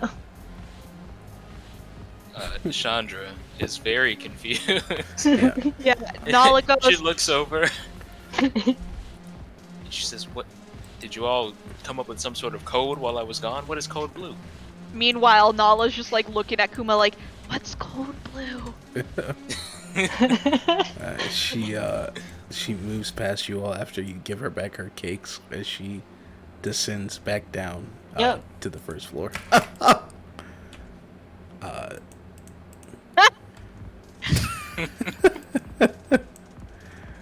Leaving both of you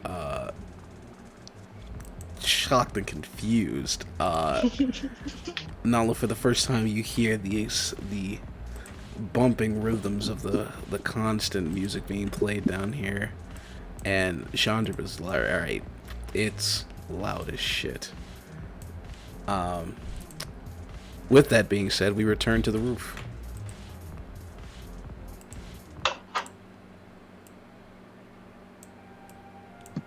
I feel like in every transition we need the Law and Order, like dun dun.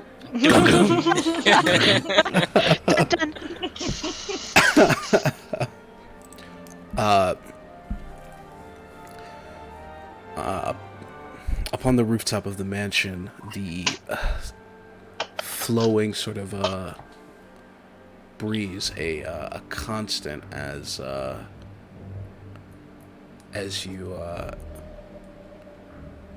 you look out towards these individuals. It's almost kind of surreal for you. You have not seen Mandalorian armor in a long time, and you can't quite tell who that is they're surrounding. You can't really get a good look at this individual or this person, but you can still hear the sounds of far off sort of laughter being carried on the wind here. And if you squint hard enough, on the opposite side of the rooftop here, you can see a collection of people where being the source of the constant laughter.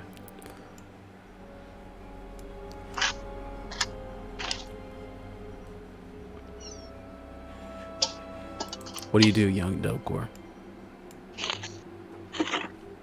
Young Schmelcor?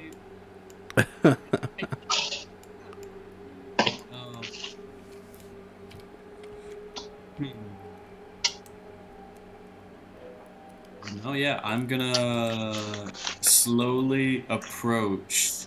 Slowly? What seems to be You're not a by the way, familiar kid. face.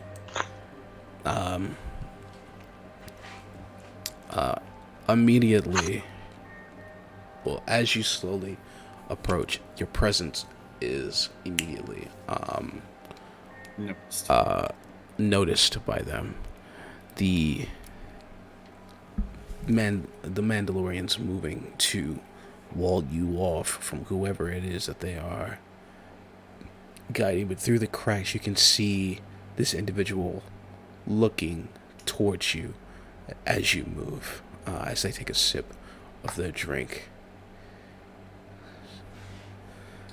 You hear a familiar voice. Castella!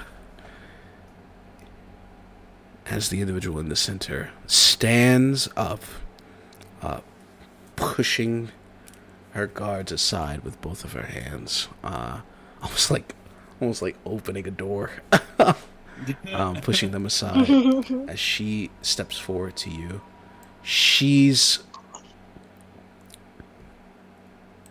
different than the last time you saw her. Her hair, her face, seems extremely, I wouldn't say tired, but again, almost weathered. She's clearly has been through a lot, and it can show. Her expression, a mix of like a constant sort of like tired sort of like expression mixed with a faint sort of smile on her face as she sees you, though her eyebrow is raised. She says, "Do my eyes deceive? The Deathbringer clan here, of all places." Oh no! Kiss. I knew. The death Kiss. bringer Shoddy. queen. It haunts us. Yeah, I knew this shoddy disguise It'll would not never die. deceive your sharp eyes. She Does an honor, Mandalore. she smiles. She looks you up and down and she says, "No." She points to the side of her head. "Cybernetics. No disguise can hide a man from me. Kistindalare, Delcoa. Good to see you again." She goes out, offering her hand to you.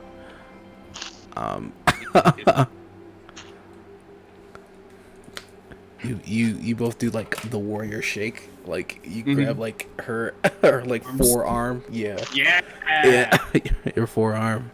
And she looks towards you and she says, "Why on earth are you here in this din of criminals?"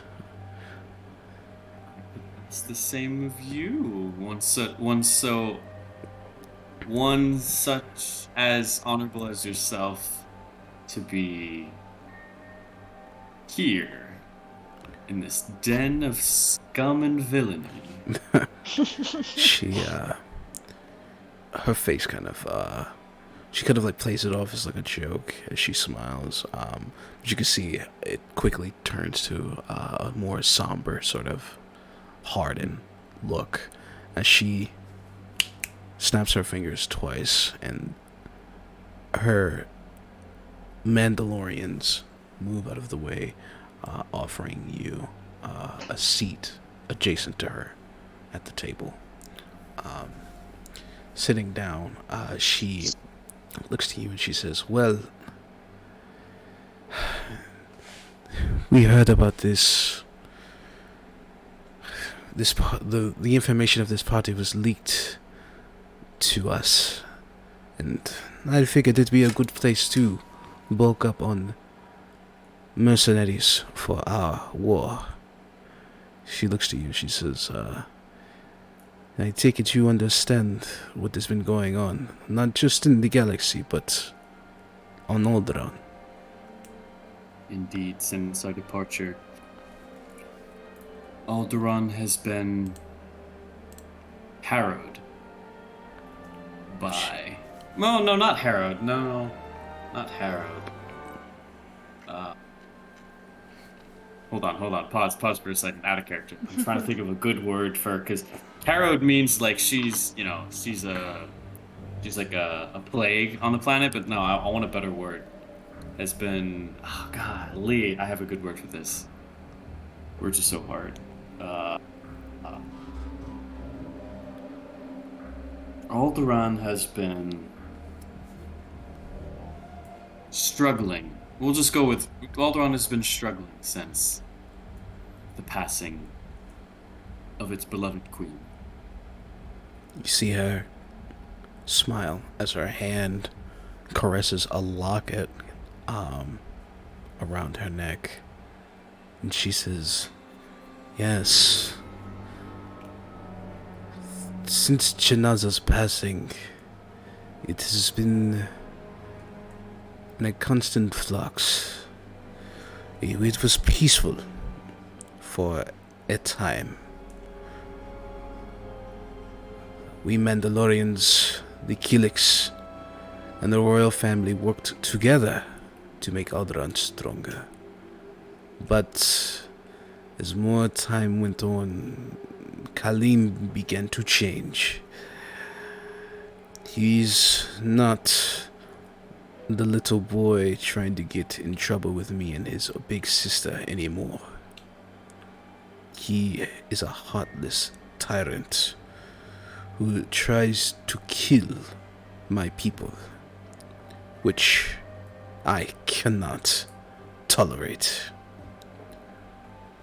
She looks to you, taking a sip of her drink. We've been warring for some time now. Guerrilla tactics at first. The Alderaanian army outnumbers us 3-1. Only 3-1?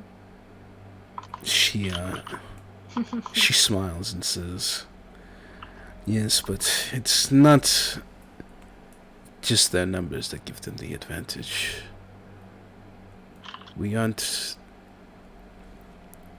sure how, but Kalim has had access to enhanced weaponry to embolden his fighters, and it has been hard watching my people fight such a struggling battle. She kind of like leans back in her chair. The rest of the Mandalorians around you now, looking outward, just still scanning and checking the perimeter. She says, but then there was a change. After Kalim receded from the Republic, we received notification from troopers on the ground. Apparently they had been sent there undercover by the Chancellor for some time, and their new orders were to help us in quelling the situation on Alderaan. And their aid has been generous, and it's starting to turn the tide. She kind of like smiles as she looks at you, and she says, it seems as though we have good fortune with having friends come to our aid. But then they showed.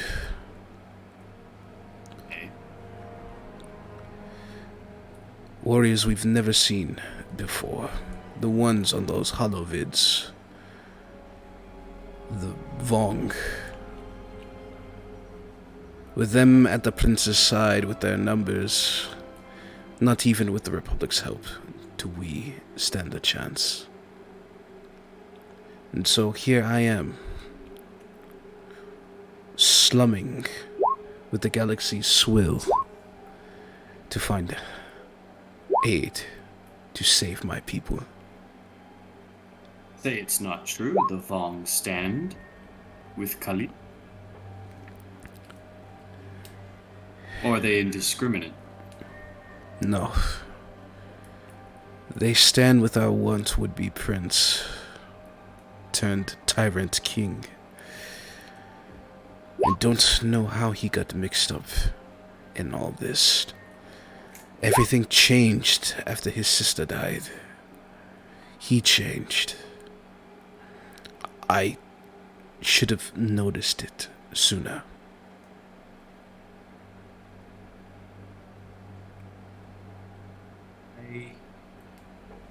I ask if you know, if you suspect what causes him to be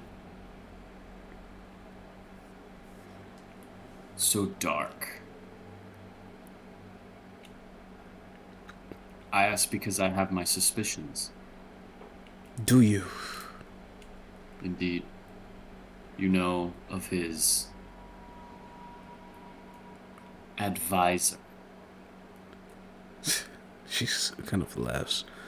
The girl, his toy, Reiko, yes. We've had words before. She's not a toy. She kind of like tilts her head. Do I? Okay, all right. I think Delcor doesn't know specifically, but he's gonna inform her of his suspicions at the very least. I suspect she's a Sith agent. You see her immediately begin to get angry. The the one closest to her, the Mandalorian closest to her, kind of like looks back over his shoulder towards you when you say the word Sith, and she says, "A Sith. Did we not purge their influence on our planet 3 years ago?" Yep, Thought sure so did. as well. I thought so as well. Such difficulty after, or how am I saying this? I thought we did as well, and it took much time for Zerka to recover as well. But there's no more Sith. There's no more Sith influence with Zerka, so I can only draw conclusions for Alderaan. She stops for a moment. She thinks back on everything, and she says, I thought it was his grief, having lost his sister and bearing the weight of the crown while trying to keep peace between 3 factions on his planet. I assumed it just broke him. But you speak of Sith. They found her. They found her with Janaza. She was wounded. That Sith had attacked her and then killed the queen.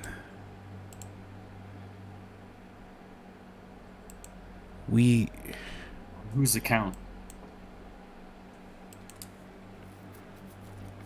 She says, by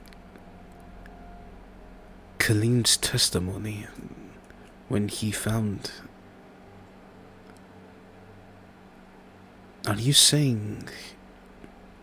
But if she was a Sith the entire time, why did she not aid? Why did she not fight when Xenis took over the capital? If she was Sith the entire time in her position, she would have had the perfect opportunity to strike against the royal family, killing everyone, including Kalim. The victory would have been assured. Even if we fought them back, there'd be no one left to take the throne. Unless she did Kalim was... You see her kind of like think. Mm-hmm. Kalim was on the battlefield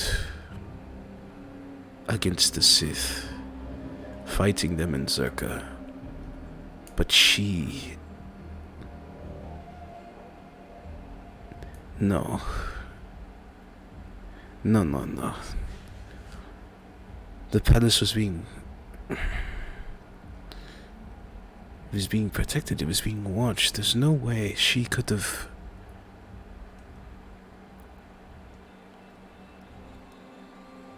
If what you're saying is true, then that witch needs to die.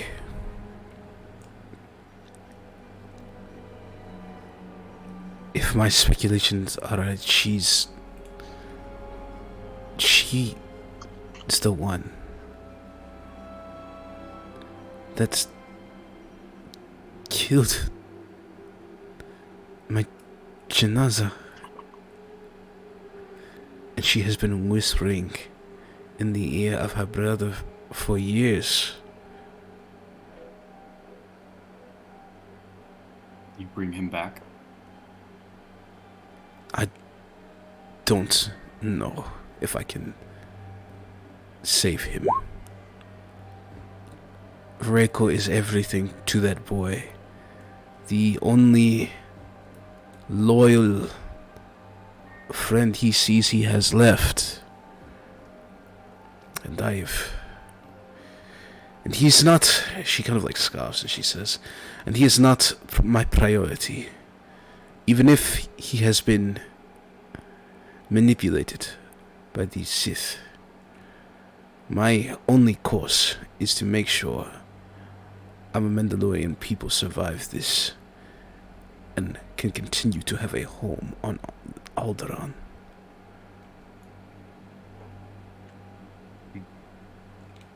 Then we must stop the Yuzhong Vong first.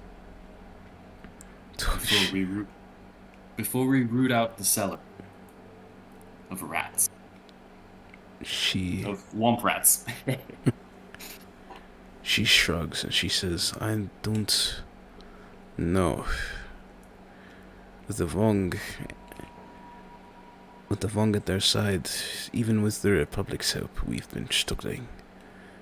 She kind of looks at you and she says, are you offering the services of the Deathbringers yet again? Yes, we are! Woo! Deathbringer clan! I don't know who that is. How do I want to answer this? 'Cause I'm not the leader of the Deathbringer clan, but, you know. You can't be. You could be like, oh, I could take do that you one. position. Have you heard about the Vanguard? Yeah, well, that's the thing. Okay, I think I know how I'm gonna do this. Yeah. You know, politicians and their penchant for appearances. You may not have heard yet of the Vanguard. I have not. He shrugs and, you know, waves a hand. The Republic's latest vanity project in their efforts against the Vong. However, 3 key members of the Vanguard are indeed of the Deathbringer clan. So when I offer the Vanguard's help, no, the Deathbringers are there. Please stop calling us the Death. I love it.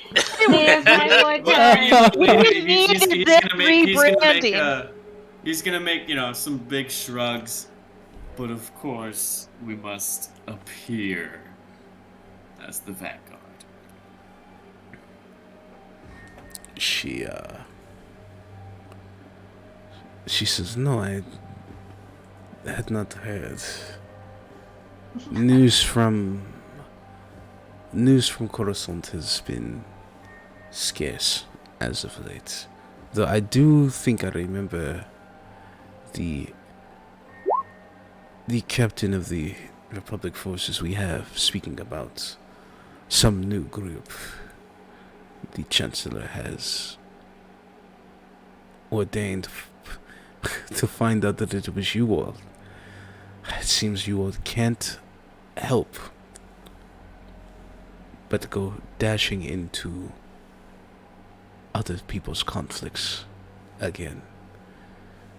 And she'll nod to you and she says, if it is the Vanguard who offers their help, we, the Mandalorians of Alderaan, will gladly accept. She kind of like leans back and smiles. Ta'al would be happy to see you again.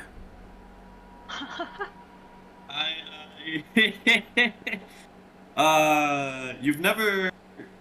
Nobody's ever seen Delcor blush before, but, you know, his blue face... You know, it's not as blue as it was a moment ago. And he looks around, he glances, you know, like, nervously around. I assume she's still on Alderaan? A shame. Well, she's the only one I trust to lead our forces while I'm not there.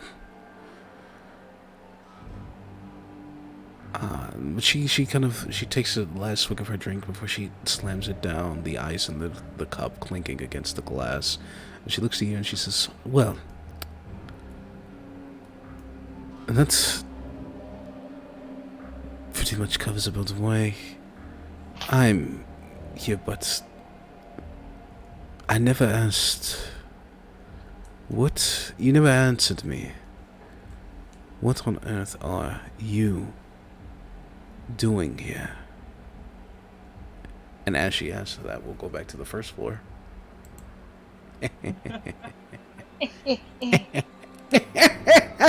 Alright. So,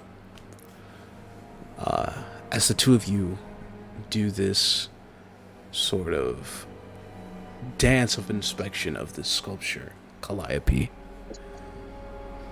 you and this mysterious man, well, you see out of the corner of your eye this mysterious man as every time he glances towards the statue and moves, it's an excuse for him to shift his gaze towards you to see what you're doing. Your tactic of making him wait has got him, you can tell, anxious, if not a bit on edge, as he continues to marvel at this piece as well as you. What do you do?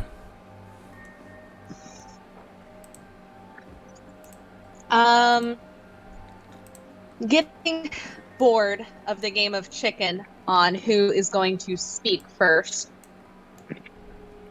Calliope will just state, hold on a moment.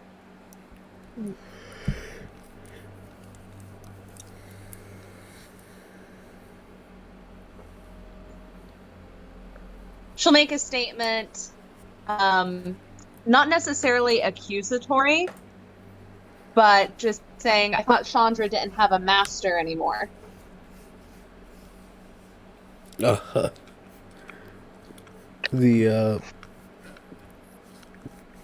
man's scarred face produces a smile as he says,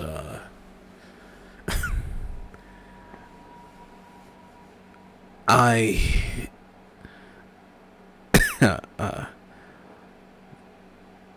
would not be fool enough to ever try to put that woman in chains.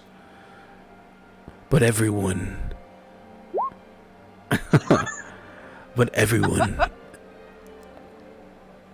has someone to account for, or to be accountable to.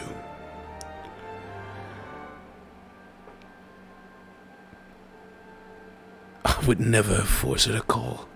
I would never say I am her master. But if you're asking if she works for me, well, you'd have to say the same about everyone here. As he kind of like gives you a sort of smile.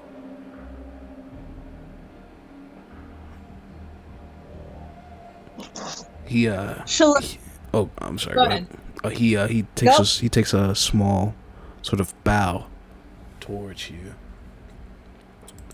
and he says, "Malik Alder, at your service." He kind of like lets there be a pause. Clearly,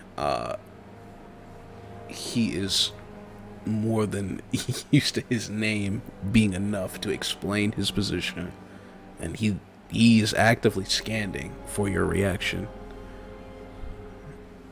Do I need to do a lore check to see if I know him, or would I have known him because I'm not a good person? If you listen, if you want to click a button, you can click lore. The DC will be extremely low. You know who the fuck Malik Alder is. What's your background again, too? So I am a white collar smuggler. No. Slash. What's your actual background? Like mine's student, right? So what's yours? God, I don't remember. Do you know how long ago? Oh, wait, hold on. I can just look at your Should be on sheet. your Hold on. sheet. I could just fucking look at your sheet. Hold on here. Your Honor, objection, relevance. Well, Relevance, if her Your Honor. background's Oh my criminal, God. she absolutely know who the fuck this is, Oh, true. right? Okay, yeah. My background is smuggler. Okay. Right. So, yeah. all right. So, with a very, very minute smile tugging at the corner of her lips, she'll reach out her hand, not to shake, but offering him to kiss her hand, and she'll say, "The broker." He moves. He moves up to you, gladly taking your hand in his as he gives your hand a kiss. As he looks backwards to you, letting it go, and he says, "The broker. Fascinating. You're the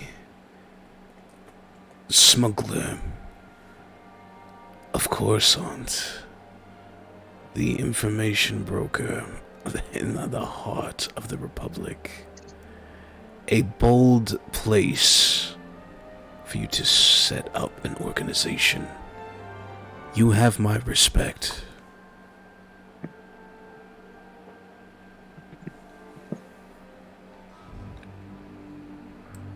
Calliope will give him a very full-faced, teeth and all, very charming, sincere smile. A gracious compliment coming from you, sir. And she'll let sir be a little more sultry. You can see he likes that shit. As he now shifts his gaze from you to the statue, and he says,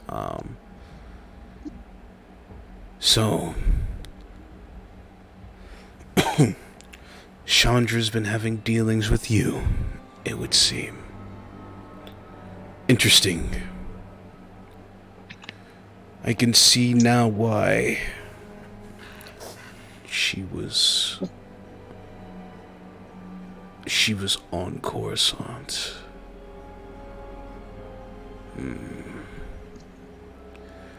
Curious though, what could she make you do to leave your up-and-coming business? I wonder what she offered you to leave your home."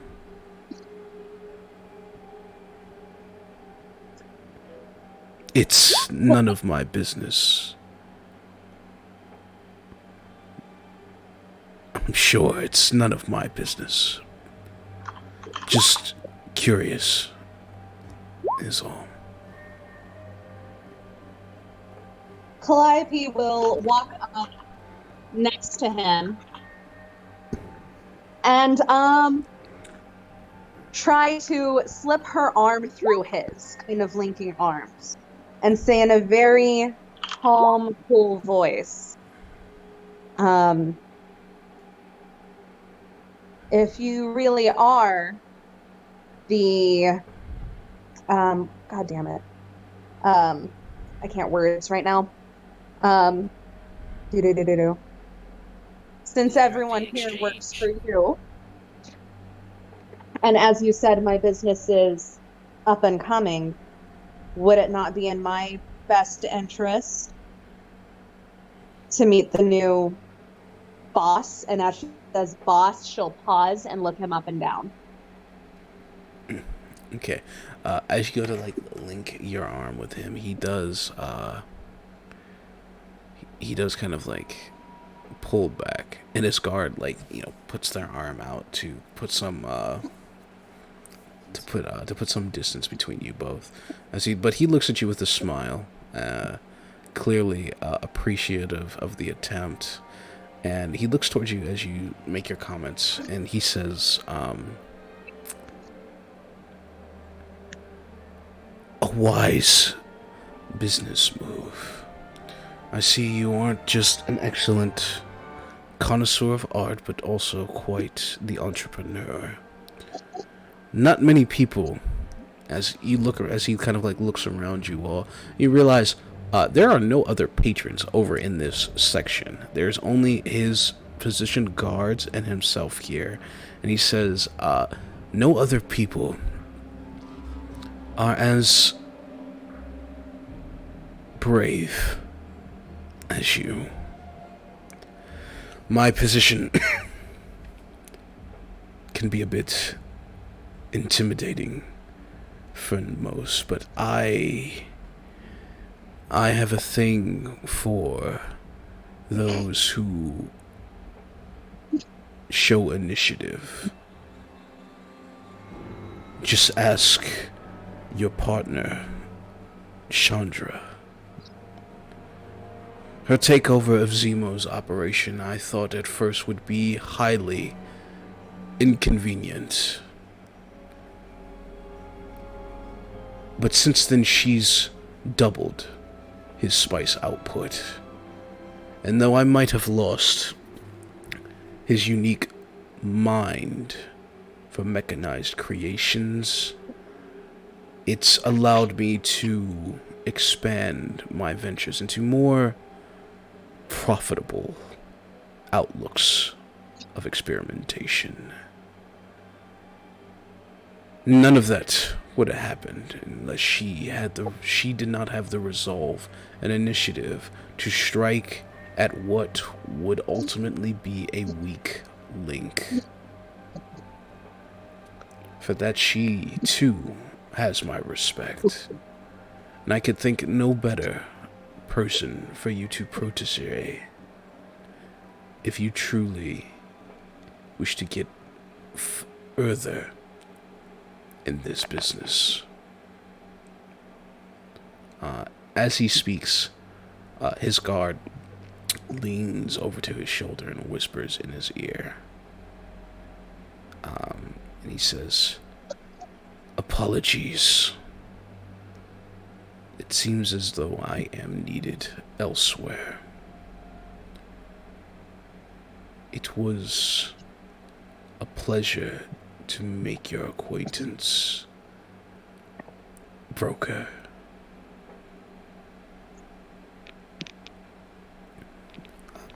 And as he says that, the guards fall in around him as they start to move past you and head deeper into the party. Before he leaves, Calliope will say that it was a pleasure meeting him, but he is mistaken if he thinks that Chandra is my partner. As he begins to walk off, he stops and turns back, looking over his shoulder back towards you, and he says, had I Forgive me if I misinterpreted your relationship to her.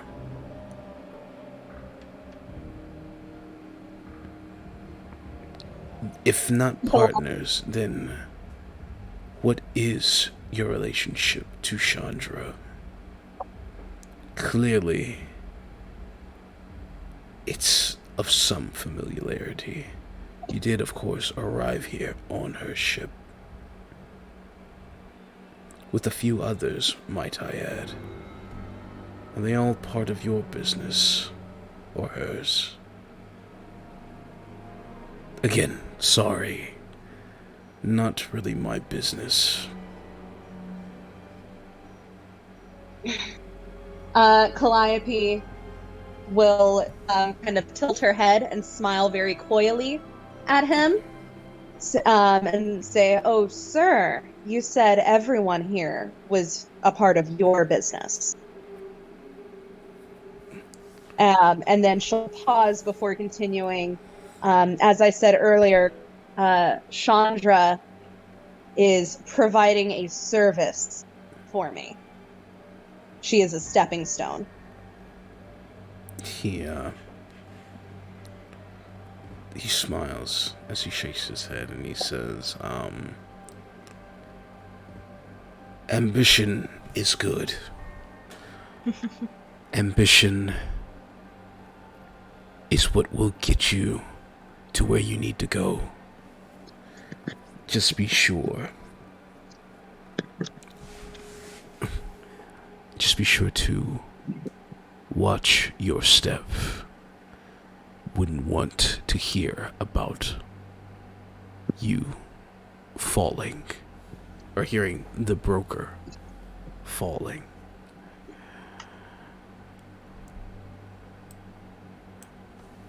And with that, he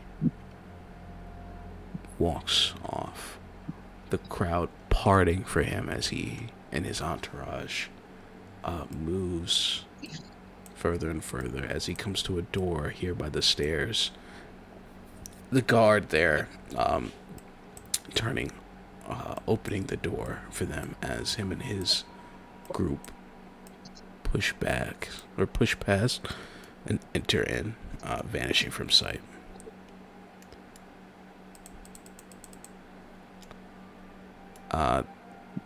Kuma.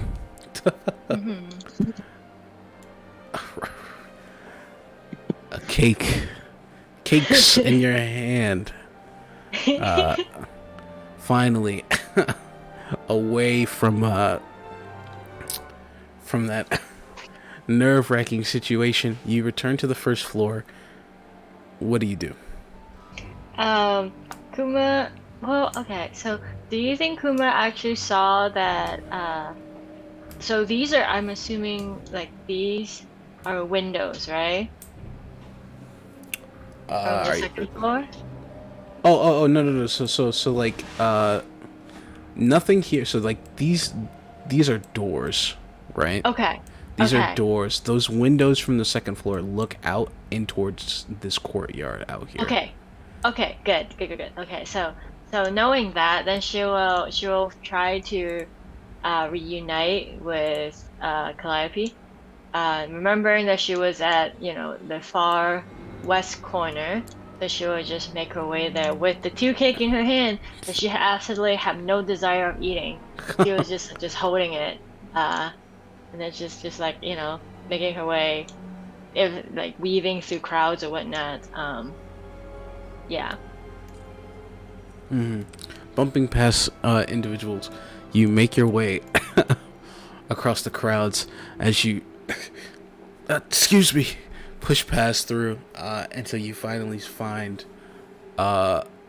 Calliope as she stands there in a almost maybe a zoned out section. There's like nobody else over here except for Calliope. Strange, since the last time you saw her, she was literally surrounded by people. But I guess maybe she needed some time for herself. But Calliope, you see Kuma approach, bearing pastries, And as you both reconvene with one another, what do you say? Kuma would just like hand the plates of cakes toward Calliope, and then she'll say, like she'll absent-mindedly just like ask like, did you like have you talked to anybody interesting, or anything like that? I'm just like wouldn't say, like she's clearly bothered, but like wouldn't say what bothers her. Calliope will take the cakes and then place them down at the base of the statue.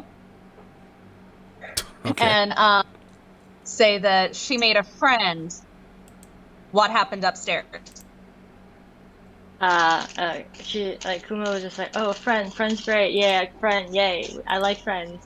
And then it was just like, yeah, and then she was like, you know how sometimes I don't like, a lot of times, majority of the time, almost 99.9% of the time, I don't like cis or blue skin people.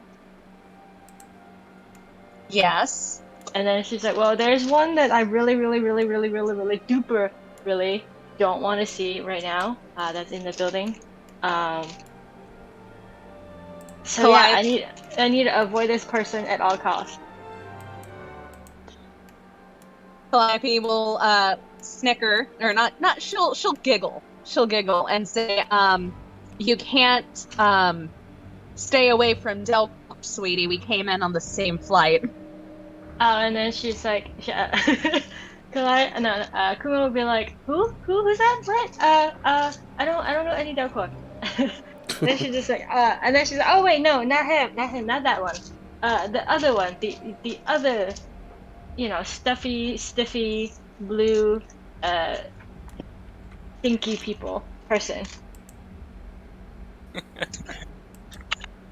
Calliope, clearly seeing the very, very frazzled Kuma, will get right in front of her, put both of her hands on her shoulders, take a deep breath in while looking at her eyes, and say, speak.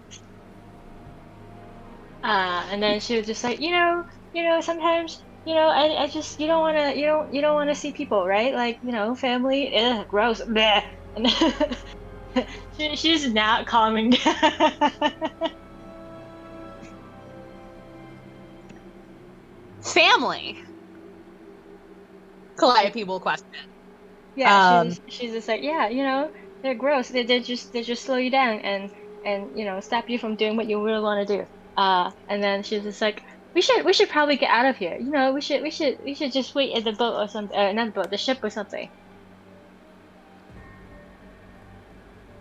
Calliope will remove her hands from Kuma's shoulders, and then look at her and say, when has anyone stopped you from doing something you wanted to do recently? And then, like, I guess with that, she'll remember that, oh wait, yeah, I've been doing things on my own for like the past 10 years now. What the fuck? Why would I care? But then she was just like, that's right. I'm cool too. But then immediately she's like, but I still don't want to see them. Like, I don't even know what to say to them. And then she was just like, I think I saw Chandra like going upstairs or something to the third floor. Maybe we should join them. But then like let's avoid the second floor because yeah. Calliope's interest is definitely piqued.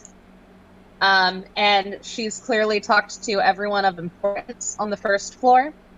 So, she'll link arms with Kuma and say, that's a wonderful idea, sweetie. Let's go find Chandra.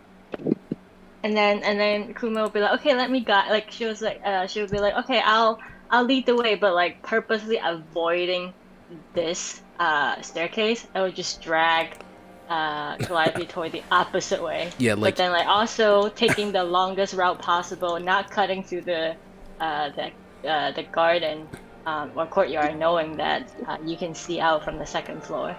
Yeah, you like start to head off towards the stairs. You're like, all right, we'll go up to the third floor and meet up with everyone. And as you start to walk there, you're like pulled off to the side as Kuma starts guiding you across the fucking across the fucking this long ass hallway to the other side. And you're like, in your mind, you're like, what the heck, dude? The stairs are right there. But Yeah, and then, go and then ahead. also the whole time, she's like just dragging Calliope, Mhm. with her hand and stuff, and you see that her kitty ears just twitching, like doing the helicopter motion, just like trying to take in any sound, any footsteps, in case anybody's sneaking up on her. She's on high alert. Okay, so CJ, does Calliope's pheromones affect Kuma since they've been working together so long? Or is Kuma kind of like numb to them? Uh, she'd be extremely used to it. However, your levels of like insight for Kuma and reading and understanding her is also just by default like very, very high. You two have been like the only trustworthy people in each other's lives for a very long time. And you can definitely tell by how she's acting that this is probably the most frazzled you've ever seen her be. And that's saying It's just- something. Like, that's Kuma. Huh. That's saying something. But, like, Yeah, like Kuma can smile in the face of death, but then like right now, like with the name of family, she's falling apart. yeah. Okay. So, being dragged behind Kuma, but still graceful. Still graceful. Of course. Calliope will say, "Don't worry, you don't have to see them." Kuma will be like, yeah, no, we don't see them. No, they don't see me. No, who would recognize me anyway? It's been so long. I look like a completely different person. Nobody would. And then she just walks faster and faster. Faster and faster. There's like smoke coming out of her heels now. As she like dashes up the staircase. Okay. Okay, so we're at the opposite end of the staircase. Yes. Yeah. Okay, cool. Okay. All right. So, meanwhile, already on the second floor,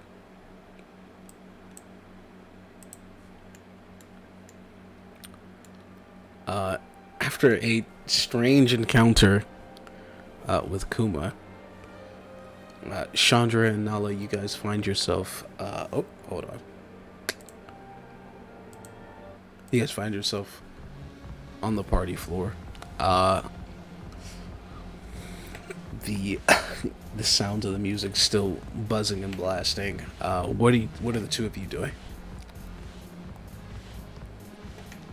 Weren't we just going straight to the roof to talk to War Story Guy? We were.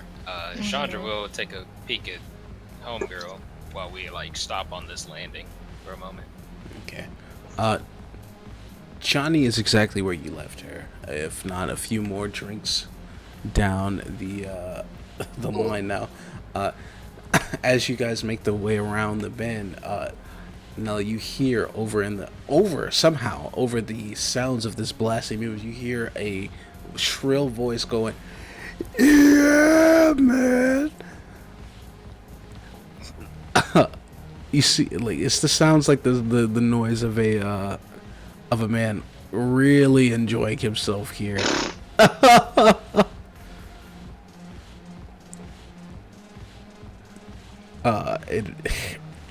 Chandra, you see as you look towards her, her body just completely shiver as that voice is just pierces through the sound of the music playing. Chandra will laugh at that as she continues heading towards the third floor. Okay.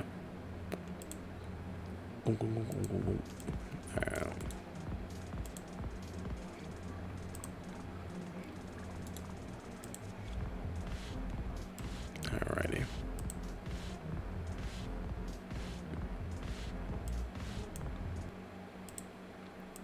Alright. Making your way up to the rooftop here, the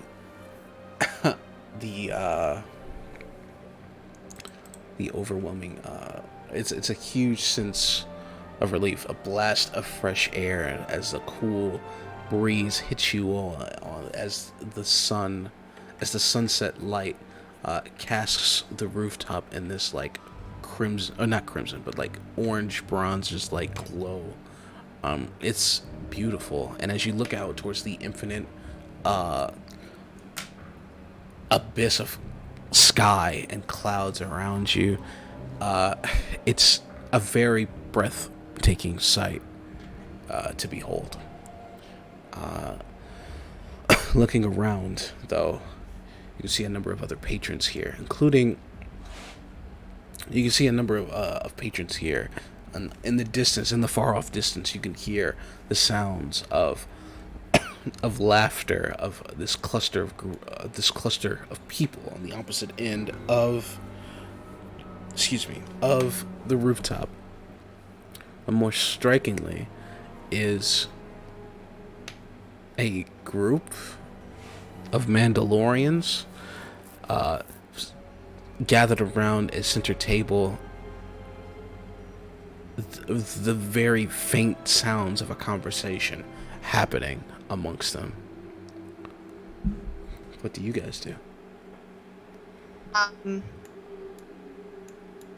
I mean, would we recognize the Mandalorians immediately? Especially given my time skip time on Alderaan. They are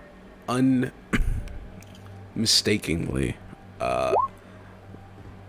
the Mandalorians of these are soldiers that are part of Mandalore, the distinguished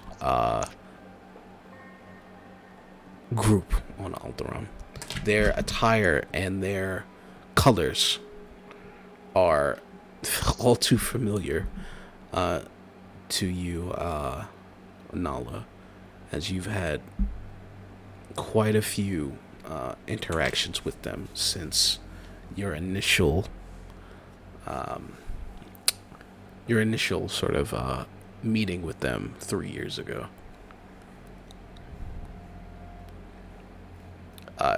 It shocks the all hell out of you that they are here, though. As you had no idea, nor did you get any sort of heads up from like Cade about Mandalorians being here. Okay. I think Nala would want to go see them first. Like, they'll get up here, she'll see that, and she'll go, Chandra, Alderaanian, it's the Mandalores from Alderaan. Friends. She's like, what are they doing here? We need to speak to them. I haven't seen them since I was last on Alderaan.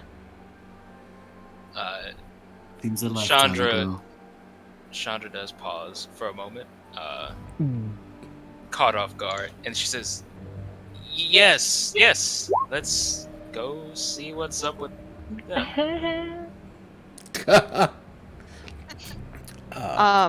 So, I think Nala even, like, breaks character a little bit to, like, walk a little quicker over to them. Okay.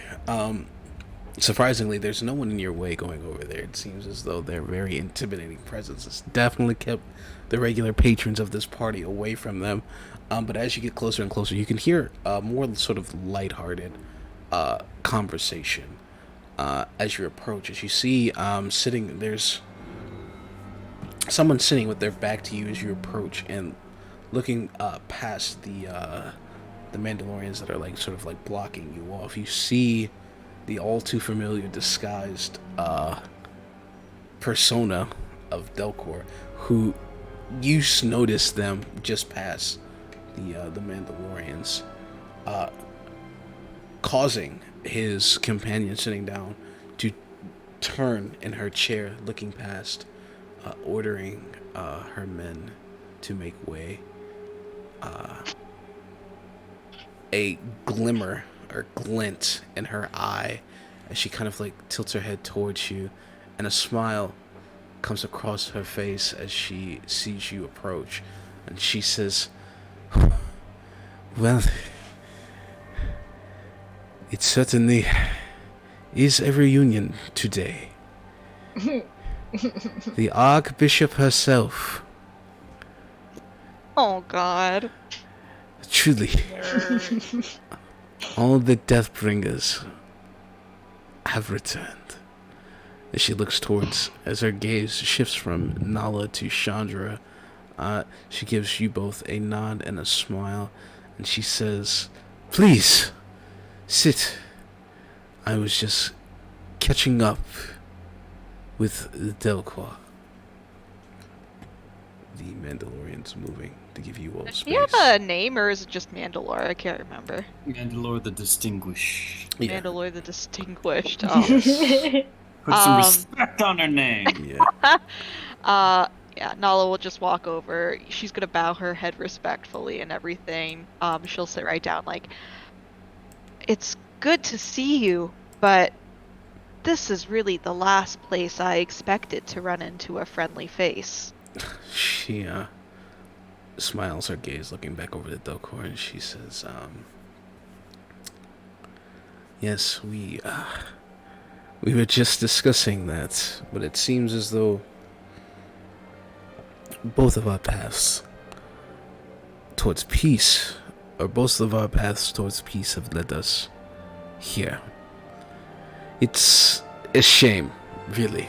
As she takes a swig of her drink, her recently replenished drink, as she leans back in her chair, and she says, "Delcor was filling me in on why you all are here. Or he was just about to fill me in on why you all were here.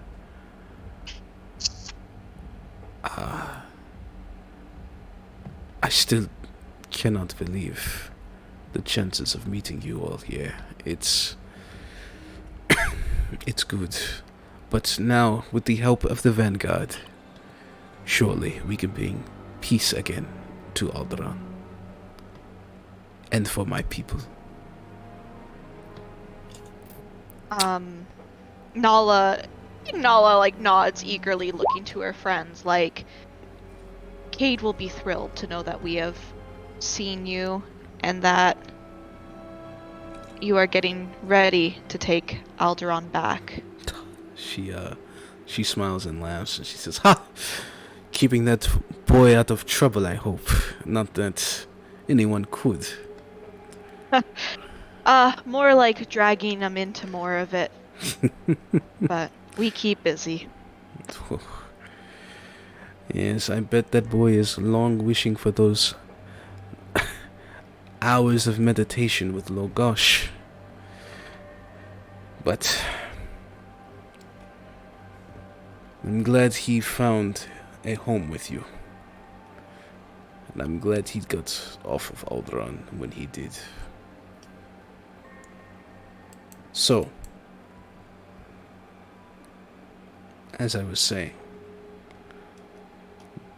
Duncan was about to inform me about why you all were here.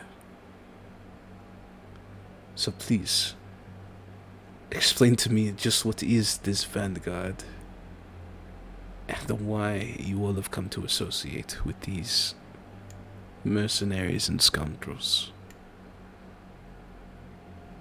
And that is where we will end today's session Oh. of Star Wars Ah. D&D.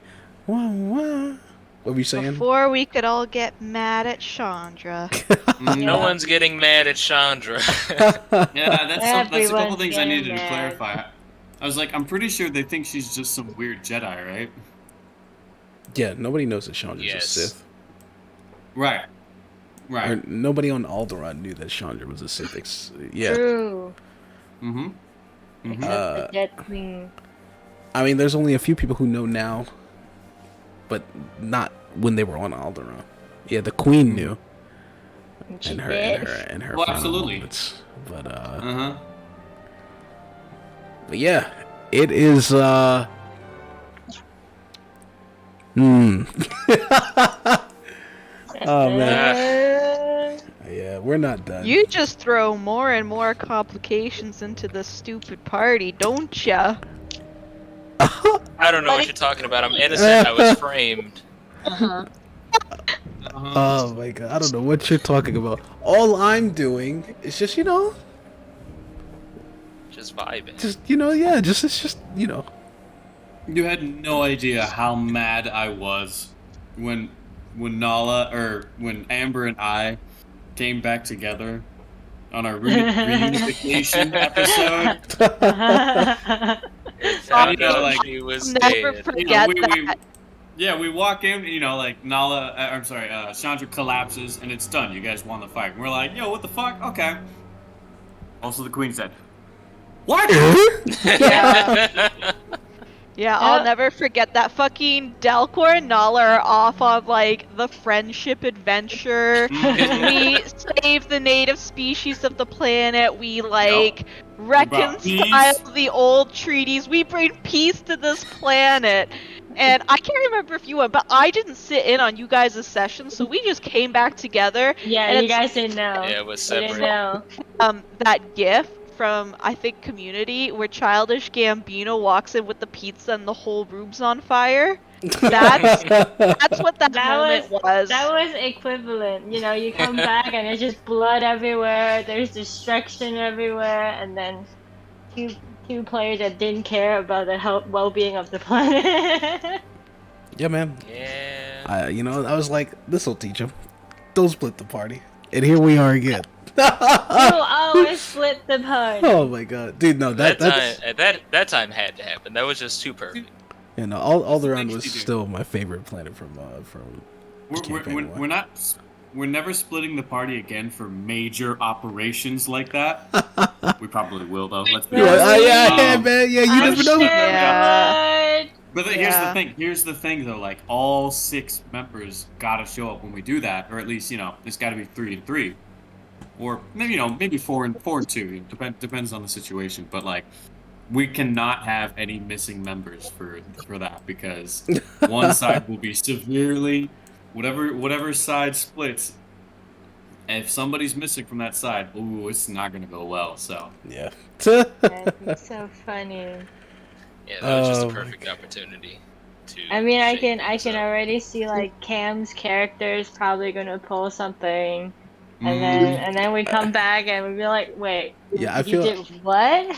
I feel so We're bad. the last hope of the galaxy, the whole time. and I- we're a fucking dysfunctional family. I feel so bad because there was so much like lore that happened this episode, like callbacks to lore in this episode, and I know Cam would have went nuts for it, but it's okay. My We'll- bad. let me close out stream. I'll be right back.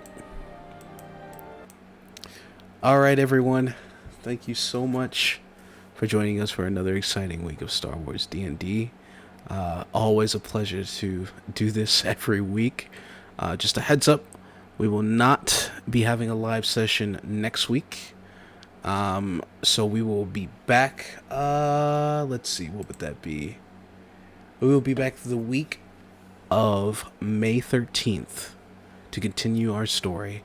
Thank you so much for joining us today, and we'll see you all next time. Until then, stay safe and enjoy the rest of your week. Bye.